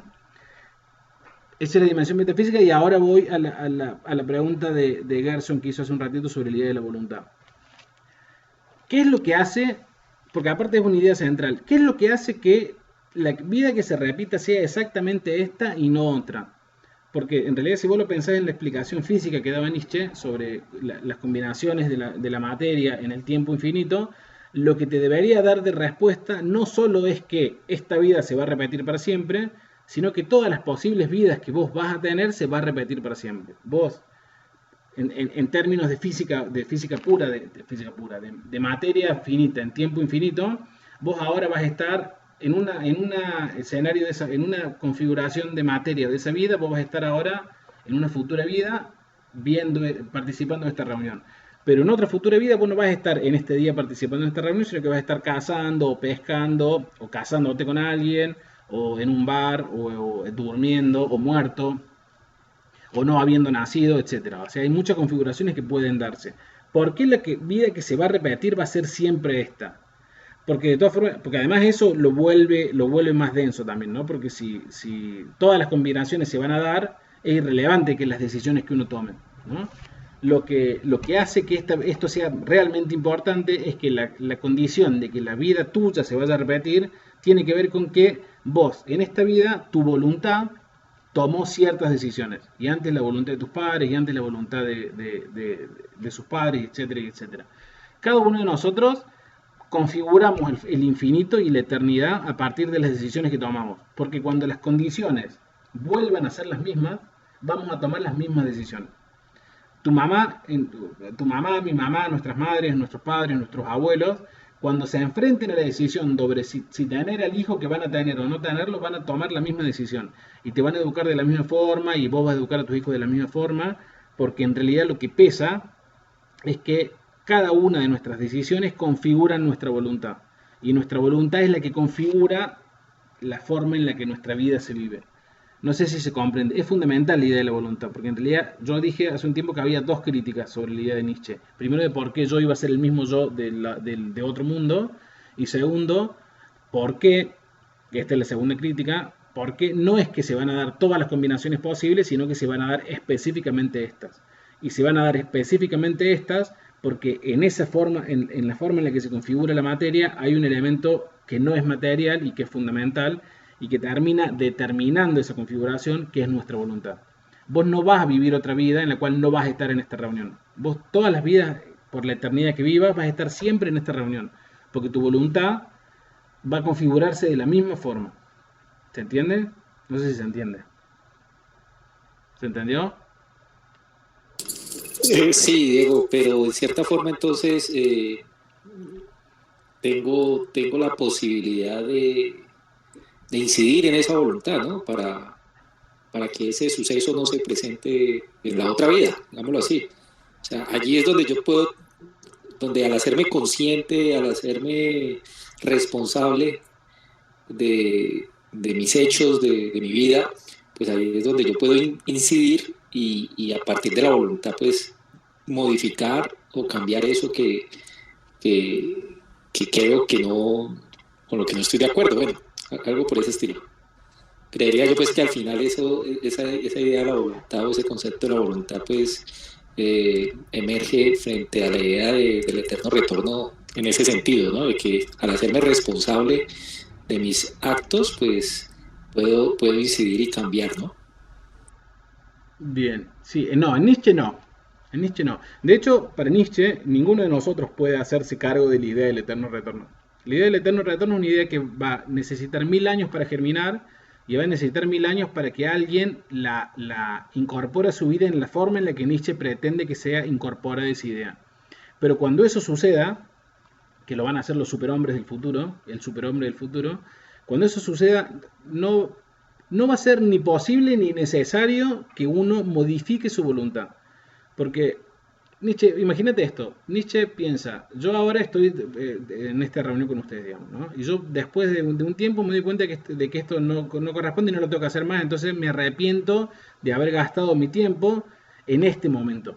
Lo que va a pasar en mi yo del futuro, digamos, en mi yo del eterno retorno, en mi volver sobre el tiempo infinitamente, va a ser que yo voy a ser el mismo sujeto que va a estar luego en otra configuración de la realidad, pero que va a ser la misma de alguna forma, pensando lo mismo que estoy pensando yo. No es posible darse cuenta a partir de la voluntad que no es posible construir a partir de la voluntad acontecimientos en los cuales yo no vaya a hacer lo mismo en el futuro. Porque en realidad la voluntad y el desarrollo de mi voluntad no va a ir variando. La voluntad es, en términos del eterno retorno, es relativamente progresiva en cuanto a que se va configurando como yo me voy configurando como ser humano. Si yo decido hoy robar este corcho, aunque el día de mañana me dé cuenta que robar está mal, no va a hacer que el yo de futuro sepa antes que yo que este corcho no debe ser robado. Se lo va a robar y luego se va a dar cuenta que está mal. Pero lo central de tu pregunta es por qué uno no puede cambiar su futuro dándose cuenta de otras cosas. Y ahí entra la idea de voluntad fuerte. Porque la voluntad no solo opera en función del momento que vos te das cuenta de algo, sino que la voluntad fue todo el camino que vos recorriste hasta llegar a darte cuenta de algo. Tu voluntad no es un momento, no es un acontecimiento, no es una iluminación. Tu voluntad es una forma progresiva de relacionarte con la vida. Entonces, el vos del futuro, del eterno retorno, va a ser exactamente lo mismo que vos ahora, y lo que va a determinar que va a ser exactamente lo mismo que vos ahora es esencialmente la voluntad. El hecho de que vos hayas tomado las decisiones que tomaste en el momento que las tomaste, por las consideraciones que las tomaste, y eso va a hacer que de ahora en adelante y para siempre tomes siempre las mismas decisiones. De hecho, según Nietzsche, vos no sos libre ahora de tomar las decisiones que estás tomando, sino que sos el producto de tu voluntad desarrollada en tus voces, en las construcciones de tus voces pasados, que tomaron en su momento las determinaciones que tomaron a partir de su propia voluntad. Nosotros somos la manifestación de la decisión originaria de nuestra voluntad de tomar las decisiones que tomamos. Y eso no se puede cambiar. Por eso es tan importante para Nietzsche la idea del eterno retorno. Porque cada una de nuestras decisiones, en el caso de que fuéramos los primeros en la cadena de repeticiones en tomarlas, son los que van a marcar esto para siempre, ¿no? Y si no somos los primeros en tomar las decisiones en esa cadena de decisiones, somos solamente el reflejo de nuestra propia voluntad, que en su primer momento, en su momento del motor inmóvil, tomó la decisión que tomó a partir de su propia libertad, ¿no? Pero esa primera libertad en la que nuestra voluntad estaba configurada fue la que determinó para siempre todos los movimientos de nuestro cuerpo, de nuestra voluntad y de nuestra historia para siempre. Eso sería para Nietzsche, ¿no? Es una idea, de nuevo, esta es la interpretación ya vamos a ver que ahora Nietzsche dedica un aforismo, un solo aforismo piensen esto, Nietzsche después de tener esta revelación, piensa que el mundo se le configuró todo de nuevo, ¿no? Él estaba seguro, en términos físicos y en términos metafísicos, estaba seguro que esto realmente sucedía así. Por eso yo digo en el apunte, yo no sé si él lo tomaba como un descubrimiento o como una revelación o como un encuentro con algo que lo preexistía. Si vos vas a la esquina y doblas la calle y te encontrás con una casa, vos no estás descubriendo una casa, vos te estás encontrando con una casa que ya estaba, ¿no? Nietzsche se encuentra con esta idea y ilumina todo su pensamiento a partir de esa idea. Diego, discúlpame que sea insistente, de pronto no me ha quedado claro o tengo la inquietud, ¿sí? Entiendo que lo que hace Nietzsche es cambiar la idea del Dios por el hombre, ¿no? Por eso pues habla de que hemos matado a Dios, ¿cierto? Y en cierta forma entonces, con la idea del eterno retorno, pues de todas maneras hay una eternidad, ¿no? ¿Sí? Con Dios pues hay una eternidad, si actuamos, como tú lo decías, conforme a lo que Él señala, nos aseguramos esa eternidad, ¿no? Uh-huh. Con Nietzsche, pues también en cierta forma la idea del eterno retorno nos plantea una eternidad, pero una eternidad donde ya el hombre es el consciente y el dueño de sus acciones y de sus decisiones, ¿cierto? Entonces allí pues me asalta, sigo con la inquietud, porque sería esa idea del eterno retorno, sería algo casi que estático, ¿sí? Se volvería algo estático y pues allí el tema de la voluntad no tendría mucha incidencia si no pudiese generarse un cambio a partir de hacerme consciente de la vida que actualmente estoy viviendo y de lo que quiero para otra vida, ¿no? O sea, de que, bueno, no hago esto, no me voy por este camino porque soy consciente de esta idea del eterno retorno y a partir de ahí entonces tomo una decisión que quiero para mi vida y que si vuelvo a tener otra vida me gustaría que fuera así, ¿no? Es como hacerme consciente, pero no sé, lo que entiendo de lo que tú mencionas es que esa idea del eterno retorno se vuelve algo estático y que si yo no soy el primer movimiento allí, pues ya no podré tomar acciones para cambiar. O sea, no sé si me queda clara allí lo que tú manifiestas. Sí, está perfecto. De todas formas, digo, está perfecto porque queda bien claro. De todas formas, es bastante parecido a lo que decís, aunque si vos lo ves en los términos de lo que dice Nietzsche, no importa si es tu primer, ponele que pase esto, ¿no? Que vos digas, bueno, yo me hago consciente del eterno retorno y a partir de eso quiero modificar mi vida. Ponele que vos ahora, vos sos ahora un abogado exitoso en Colombia. Y vos a partir de esto decir, bueno, yo tengo que vivir mi vida para siempre, tengo que repetir cada uno de mis momentos para siempre, decido modificar esto y convertirme en un arquitecto, en un artesano, en un político, lo que sea, en un futbolista. Ese movimiento de voluntad en el cual vos te das cuenta de esa nueva modificación o que tu voluntad toma una nueva decisión, ya la tomó tu voluntad antes en estos términos, pero no porque tu voluntad hoy sea presa de la voluntad de tu voz anterior, sino que es la misma voluntad. El eterno retorno no se tiene que pensar como que hay una película y después una repetición de la película para siempre. Se tiene que pensar como que cada una de las condiciones que vos vivís en esa película la vivís como desde cero. Vos no podés ser consciente del eterno retorno conscientemente recordando tu voz pasado para modificar tu voz presente o para tratar de modificar tu voz futuro. El eterno retorno es una foto, pero a la vez es una película. El eterno retorno es reconocer que tu voluntad tiene esa pulsión y esa capacidad de modificar cosas, pero lo que vos estás reconociendo ahora, que tu voluntad puede modificar, ya lo reconoció tu voluntad siempre. O sea, en todos tus voces pasados, la voluntad reconoció en este preciso momento lo que vos estás reconociendo ahora. No es que tu voluntad hoy está presa de ese reconocimiento, sino que tu voluntad está reconociendo lo mismo que reconoció en su otra trayectoria, ¿no? Es cierto que esto puede verse como algo estático porque en realidad no tenemos posibilidad de modificar en términos físicos esa construcción. Por eso digo yo que es más interesante verlo en términos metafísicos. La discusión física me parece que ya, la explicación física de Nietzsche ha sido refutada por la propia física. La explicación metafísica es más interesante, porque en realidad no importa si vos tenés 1.000.000 de vidas para atrás y infinitas vidas para adelante. No importa cuál es el primer motor que toma la decisión de que las cosas cambien o no cambien. Lo que importa es que vos hoy vivas tu vida considerando que tus decisiones son para la eternidad. Después, si la voluntad cambió antes, si la voluntad va a cambiar después, si vos vas a modificar tu voluntad a partir de ciertas condiciones actuales, es una cosa casi que te diría accesoria. Lo importante es vivir tu vida, así como para los pre-nietzscheanos, para Heidegger, es importante vivir tu vida sabiendo que te vas a morir, o sea, teniendo certeza de tu propia finitud, lo que Heidegger llamaba el ser auténtico. Así como es importante vivir de esa forma, aunque después haya otra cosa, en Nietzsche lo importante es que vos vivas tu vida no solo como si fueras a ser finita, sino que vas a ser eterna. Después, si la viviste antes, la vas a vivir después, es casi que, como te decía recién, accesorio. Ahora, cuando vos le pones la condición de la eternidad a tus decisiones, toman otro cariz, ¿no? Yo no tomo solo esta decisión por ahora, sino para siempre, para la eternidad. Ahí tiene otra fuerza. De nuevo, después la discusión sobre si esa voluntad tuvo un peso previo para definir nuestro presente hoy, o si nuestra voluntad tiene un peso específico para definir todos nuestros yoses del mañana, es una cosa que se puede discutir, digamos. Me parece que Nietzsche no hace el acento ahí, sino que lo hace en esta otra propuesta. No vivamos para hoy, vivamos para siempre. Después, me parece que lo rico de la propuesta es esa.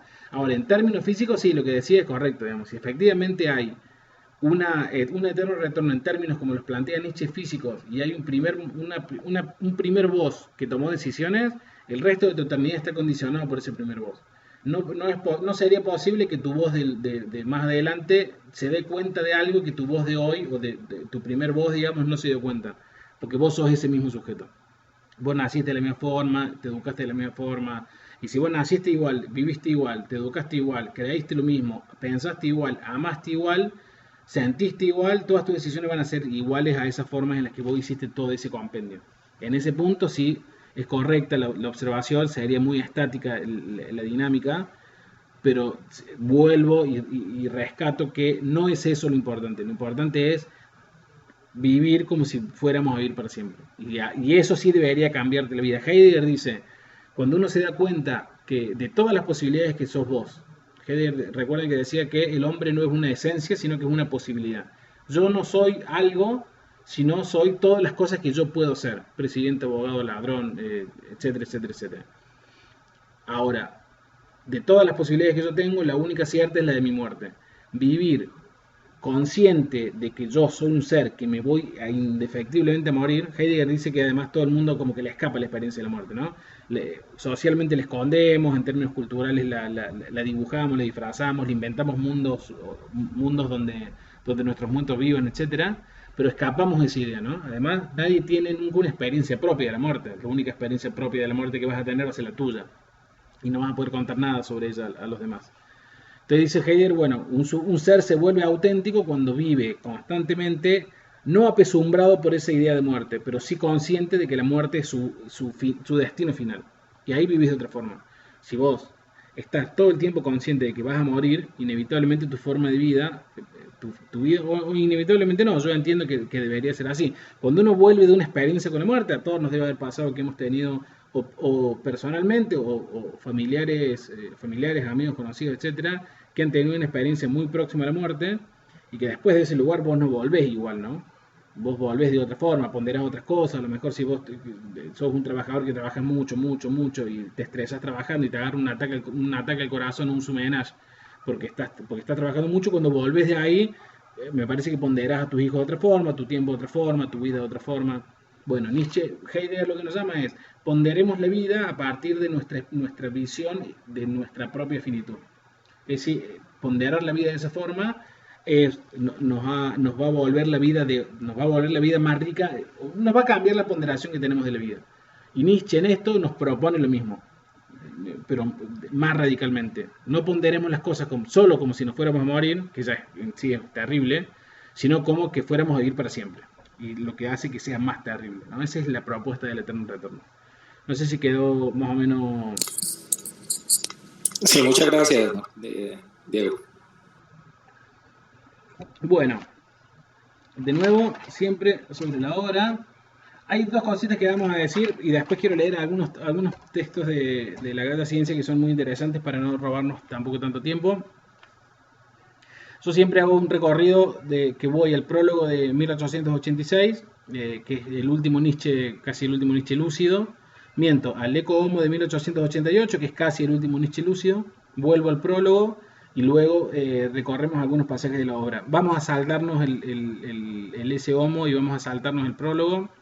En Eco Homo, como para hacer un resumen muy, muy cortito y siempre injusto, Nietzsche habla no dijimos nada sobre el título, de todas formas tampoco es importante. En ese Homo, Nietzsche se concentra esencialmente en el libro cuarto de la Galla Ciencia, del gay saber, de la ciencia jovial, que es el único libro, como les dije, que se llama, que tiene título, que se llama Sanctus Januarius, quiere decir el Santo de Enero. Ese libro... Ese libro hace referencia al mes de enero de 1882, que para Nietzsche es el mes que le da, que construye todo el libro. Es como el libro más importante, podemos decir, sobre de la Galla Ciencia, pero que es un libro donde él agradece y donde expresa la voluntad y el triunfo que él tuvo sobre su cuerpo y sobre sus condiciones, ¿no? Léanlo, es un prólogo muy, muy, muy corto, es una referencia muy corta en ese Homo, interesante para leer, pero no dice demasiado, no solo destaca la importancia del cuarto libro en su obra, que es, por cierto, el libro más importante para él, ¿no? Toda la obra, dice Nietzsche después, es resultado de ese mes de enero, pero además es la expresión de ese capítulo. Es extraño, porque como en todos los libros anteriores y como en todos los libros posteriores, Nietzsche siempre pone lo más importante al principio. De hecho, este libro, que se llama el cuarto libro, iba a ser en sí mismo un solo libro, y Nietzsche después decide incorporarlo a la obra total. En el prólogo de 1886, es una cosa, es maravillosa. Yo lo releí nuevamente varias veces ahora para preparar esta reunión, y cada vez que lo leo me sigue resultando una idea, un prólogo exquisito. Yo lo puse en el apunte, hice alguna pequeña referencia y no mucho más. Es un prólogo que está pensado y que está desarrollado en la relación que él tiene y que él siente, y la deuda que él siente que tiene con su propia enfermedad. Y está compuesto con 4 partes. Las primeras 3 partes son de una sutileza y de una delicadeza maravillosa. Mi idea en esta reunión era leer el prólogo completo, porque me parece que es un prólogo que por la belleza que tiene, por la maravillosidad que tiene, por la forma de expresarse que tiene, corresponde que sea leído. En sí mismo es una gran obra muy, muy pequeña. Espero que esto sirva para que luego todo el mundo vaya y lo revise. Y bueno, y como decía, hace un análisis muy específico de su relación con su enfermedad. Es un prólogo escrito pensando en una enfermedad que ha sido superada, pero a la vez tomando todas las deudas que él tiene con esa propia enfermedad y con cómo esa enfermedad condicionó y construyó una gran parte, por no decir toda la parte, de su filosofía. Nietzsche dice que después de hecho empieza el prólogo diciendo este libro a lo mejor necesite 2 prólogos, más de un prólogo, y empieza a explicar cómo nadie que no haya pasado por las vivencias que él pasó quizás puede entender este libro, ¿no? Porque es un libro que está escrito a partir de la superación de un dolor que él creía para siempre, No en términos del eterno retorno, sino que él consideraba su vida siempre apesumbrada por este dolor y cuando él logra salir de ahí, escribe este prólogo de una pluma maravillosa. Se lo recomiendo fuertemente, no tiene las ideas centrales del libro, pero sí hace una explicación y me parece que es la mejor referencia que hace Nietzsche sobre su propia enfermedad y sobre su relación con su enfermedad. Y luego tenemos, bueno, el libro, que, pucha, no hemos aprendido, yo no he aprendido todavía a llevarme bien con el tiempo, este tiempo que no es infinito según la física, para darle más tiempo. Espero de todas formas que esta, como todas las reuniones anteriores, sirvan como invitación para que luego se vuelque en el libro. Yo con fuerza recomiendo este libro porque es un libro realmente muy alegre. No es un libro para sentarse y empezar por el capítulo 1 y después ir por el aforismo 2 y después por el aforismo 3, sino es para ir leyéndolo. Yo hice una síntesis, digamos, una selección de algunos aforismos que me parece interesante para que lean. Ahora me parece que por el tiempo vamos a leer uno que a mí me parece más fuerte, más lindo, más rico, pero todos ellos y todo el libro en general es un libro que uno puede sentarse tranquilamente a comer un asado, a tomar un vino, a abrir el libro y ver qué es lo que el libro tiene para decirnos y lo que nosotros, como dice el apunte, podemos tomar de ese libro. Voy a leer ahora el aforismo 125, que en la obra que tiene varios títulos, ¿no? Entre ellos El hombre frenético es uno de los títulos posibles, que es una referencia específicamente a la muerte de Dios. Piensen que luego de este libro hay dos ideas fuertes que surgen y que quedan ya patentes en el pensamiento nietzscheano y que desarrollan Zaratustra.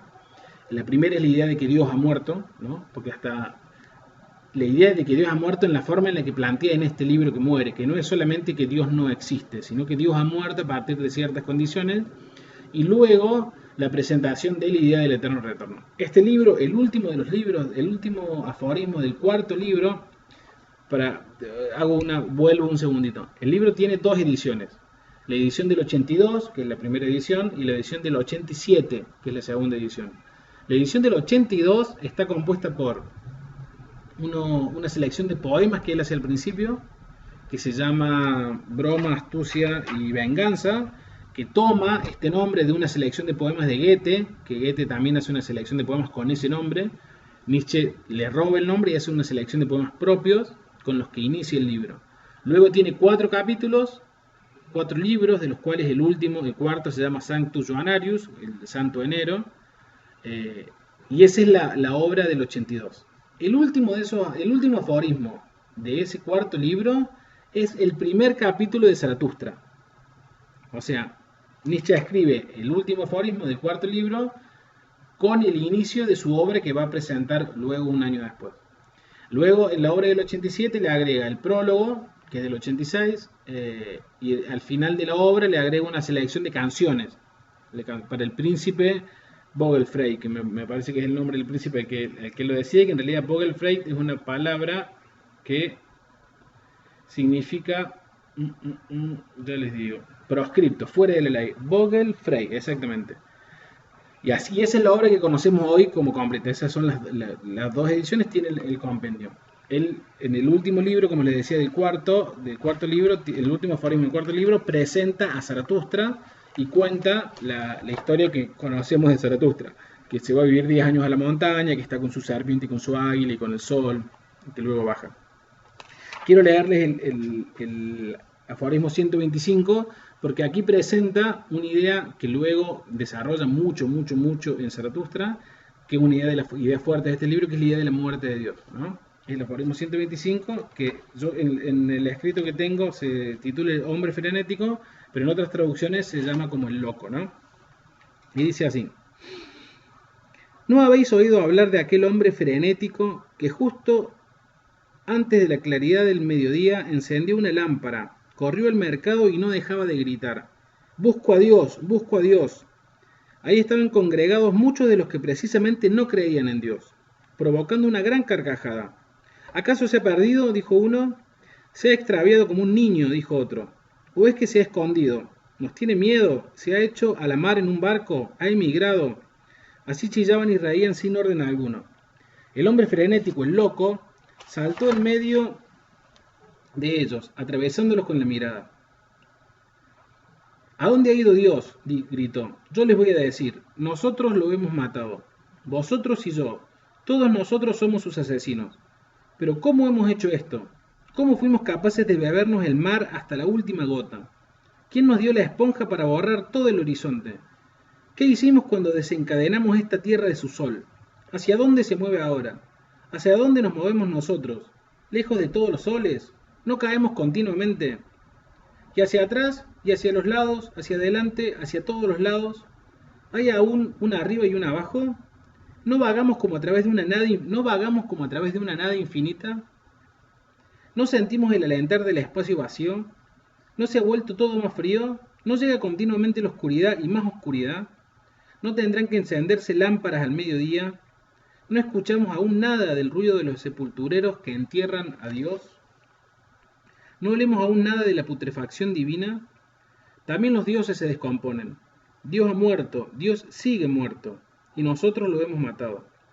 ¿Cómo nos consolaremos los asesinos de todos los asesinos? Lo más sagrado y lo más poderoso que hasta ahora poseía el mundo sangra bajo nuestros cuchillos. ¿Quién nos enjuagará esta sangre? ¿Con qué agua lustral podremos limpiarnos? ¿Qué fiestas expiatorias, qué juegos sagrados tendremos que inventar? ¿No es la grandeza de este hecho demasiado grande para nosotros?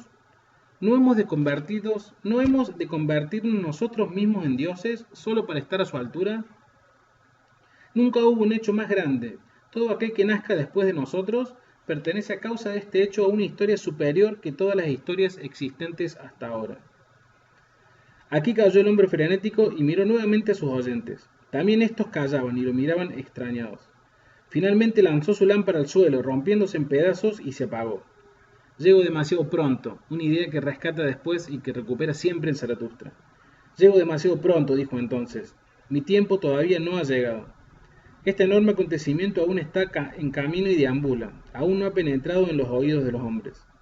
El rayo y el trueno necesitan tiempo, la luz de las estrellas necesita tiempo, los hechos necesitan tiempo, aún después de que hayan ocurrido, para ser vistos y escuchados. Esta acción les está todavía más lejana que los astros más lejanos, y sin embargo ellos mismos lo han llevado a cabo. Se cuenta además que ese mismo día el hombre frenético irrumpió en diferentes iglesias y entornó su requiem aeternum Deo, su descanso eterno para Dios. Conducido fuera de ellas y conminado a hablar, solo respondió una y otra vez: ¿qué son pues estas iglesias sino las tumbas y los sepulcros de Dios? Esa es la idea que Nietzsche... Ese es un aforismo maravilloso, uno de los más bonitos que para mí escribió Nietzsche. Y la idea es muy poderosa, ¿no? Hola, ¿ahora se me escuchan? Bien. Sí.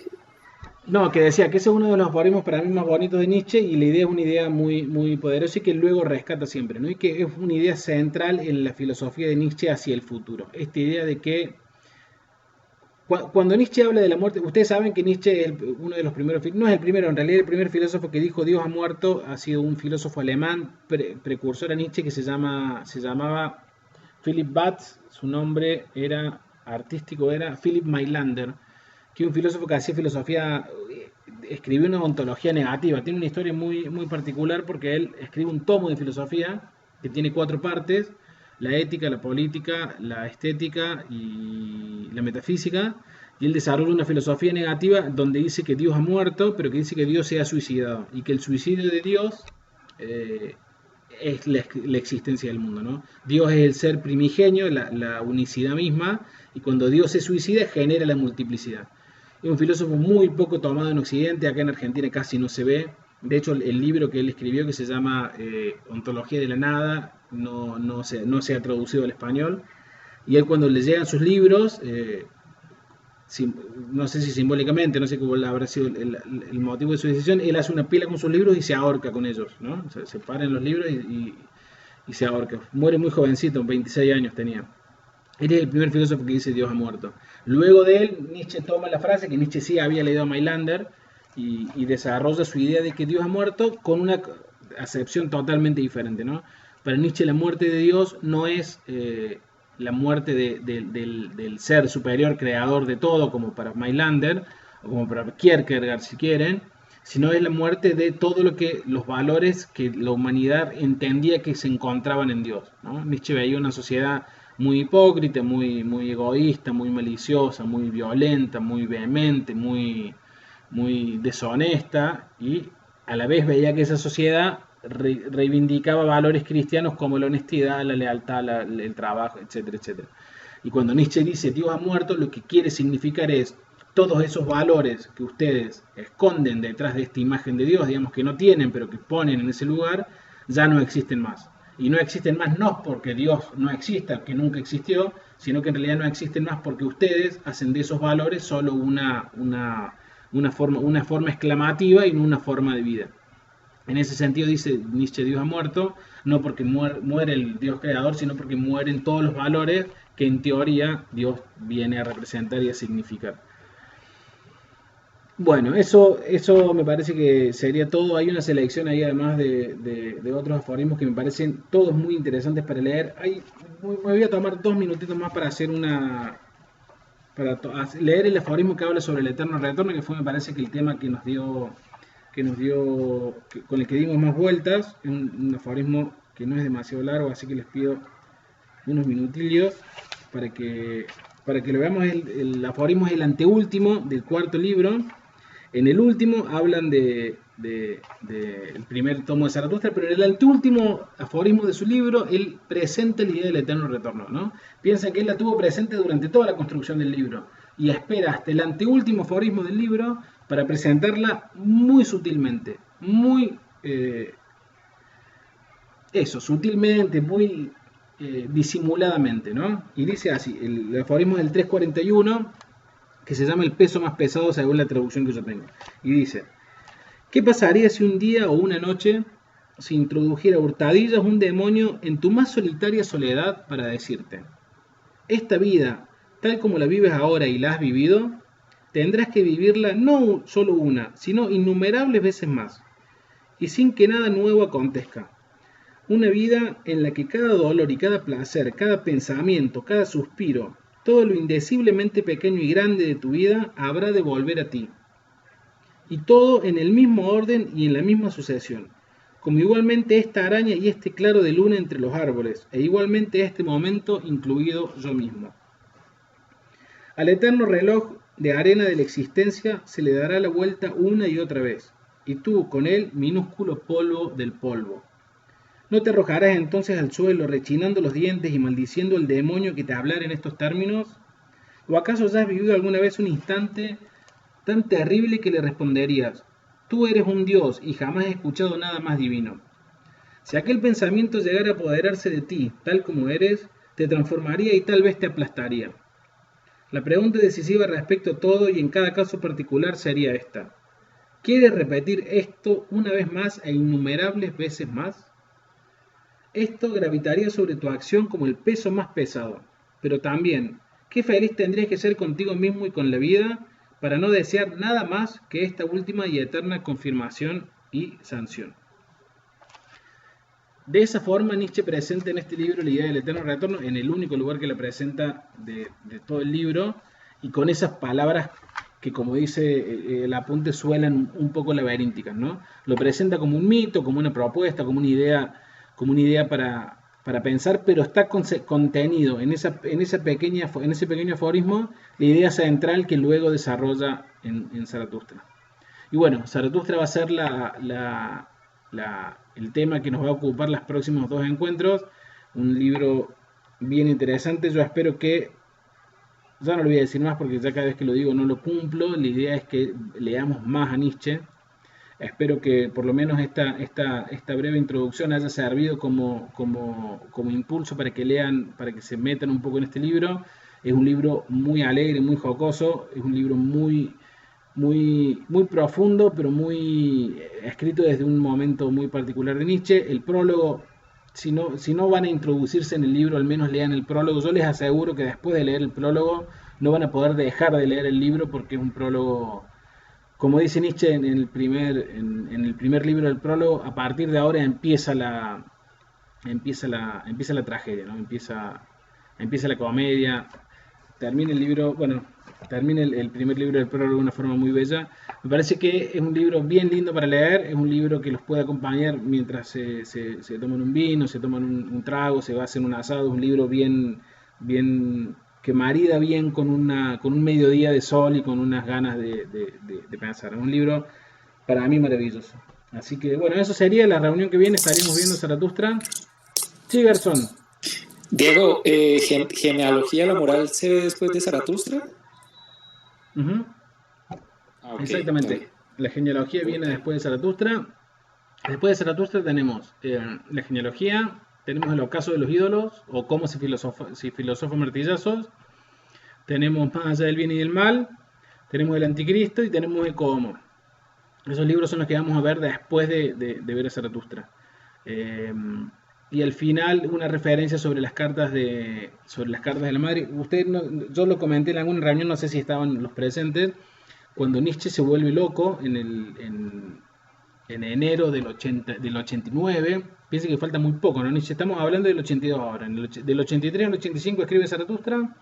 En el 88 escribe casi todas sus obras. Sus obras posteriores, en realidad el ocaso y la genealogía las escribe antes.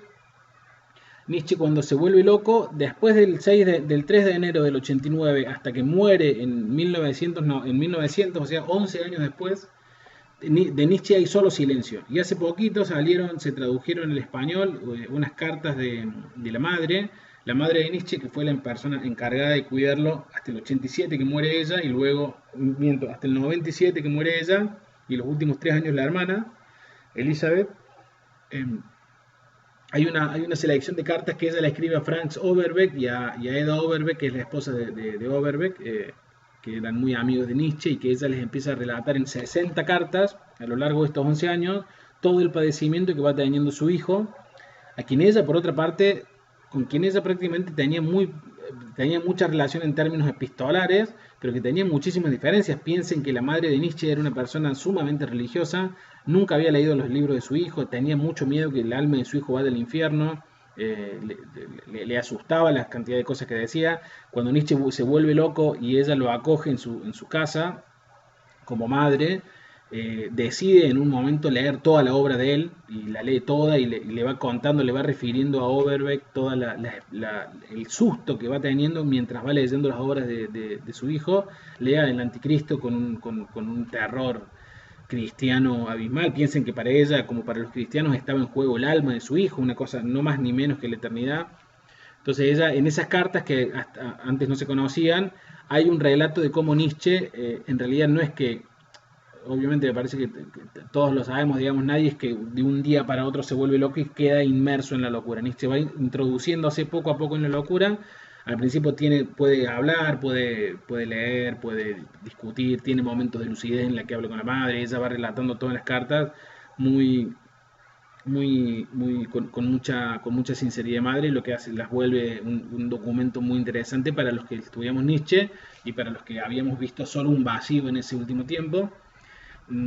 Eso en el último momento. Sí, decir algo también en el punto que es con lo que vamos a alargar la reunión que viene, que me hubiera interesado también charlarlo ahora. En este momento de la vida de Nietzsche es que aparece un personaje para su vida central, que es una joven rusa de 20 años en ese momento, se llama Lou Andrea Salomé. Ella luego se vuelve una psicóloga muy importante, tiene mucha relación con Freud, tiene relación con Breuer, tiene relación con Nietzsche. Es una persona de una mente muy interesante, se vuelve amante de un amigo de Nietzsche con el que Nietzsche luego tiene una distancia por este tema. Nietzsche se enamora, yo diría se enamora perdidamente, a lo mejor es una exageración. Nietzsche se vuelve bueno, sí, se enamora, siente una atracción muy irrefrenable, muy violenta en términos de no poder contenerla, ¿no? Por ella, se obsesiona con ella, le propone matrimonio 3 veces, las 3 veces ella lo rechaza, luego él escribe de ella cosas terribles, misóginas, horribles, luego vuelve a acercarse a ella, una relación muy particular que tiene con ella. Hay una película actualmente que se llama, me parece que se llama Lou, sobre ella y sobre su relación con Nietzsche. Y Lou Salomé es una de las principales personajes del libro de El día que Nietzsche lloró, de Shalom. Shalom es un escritor, yo creo que indio, pero no estoy seguro, que escribe una novela sobre Nietzsche, de una de las más conocidas, que no es una novela histórica, es una novela histórica, miento, sí lo es, pero no es una novela biográfica. Habla de la relación de Nietzsche con Freud y con Breuer sobre todo, y con Salomé, como Salomé es el elemento que triangula la hipótesis del libro. Es un personaje fuerte ahí y es bastante correcto ese libro en cuanto a la relación de Nietzsche con ella. No así de Nietzsche con Breuer, de la cual no hay certeza de que se hayan conocido, pero el libro plantea que Nietzsche es tratado en su enfermedad por Breuer durante mucho tiempo y de hecho que él lo termina no curando, pero casi curando. Libro interesante, divertido para leer, un libro recomendable. No es filosóficamente muy preciso, ni históricamente muy preciso, pero es interesante para entender un poco la dinámica de la vida de Nietzsche y ese periodo de Nietzsche. El libro llega hasta el momento en el cual Nietzsche se vuelve loco en el 89, en el cual la mayoría de los analistas históricos están de acuerdo que fue ese día particular, en el acontecimiento que tiene con el caballo, en Turín, en Italia, etc. Pero bueno, eso sería por la reunión de hoy. Espero que sirva para que tengan ganas de leer La Galla Ciencia, un libro muy interesante. Y en la próxima estaríamos encontrándonos con la primera parte. Vamos a dedicarle 2 reuniones a Zaratustra. La que viene sería la primera. Vamos a empezar haciendo una referencia un poquito más extensa sobre la relación de Nietzsche con Luz Salomé y esa coyuntura. Y luego sí entrar en el libro y bueno, y darle 2 reuniones. Así que no sé si hay alguna pregunta. Muchas gracias, buenas noches. Muchas gracias. Bueno, entonces nos estamos despidiendo. Buenas noches a todos y nos encontramos el lunes que viene. Muchas gracias, Diego. Muy interesante todo. Gracias. Buenas noches a todos. Hasta luego.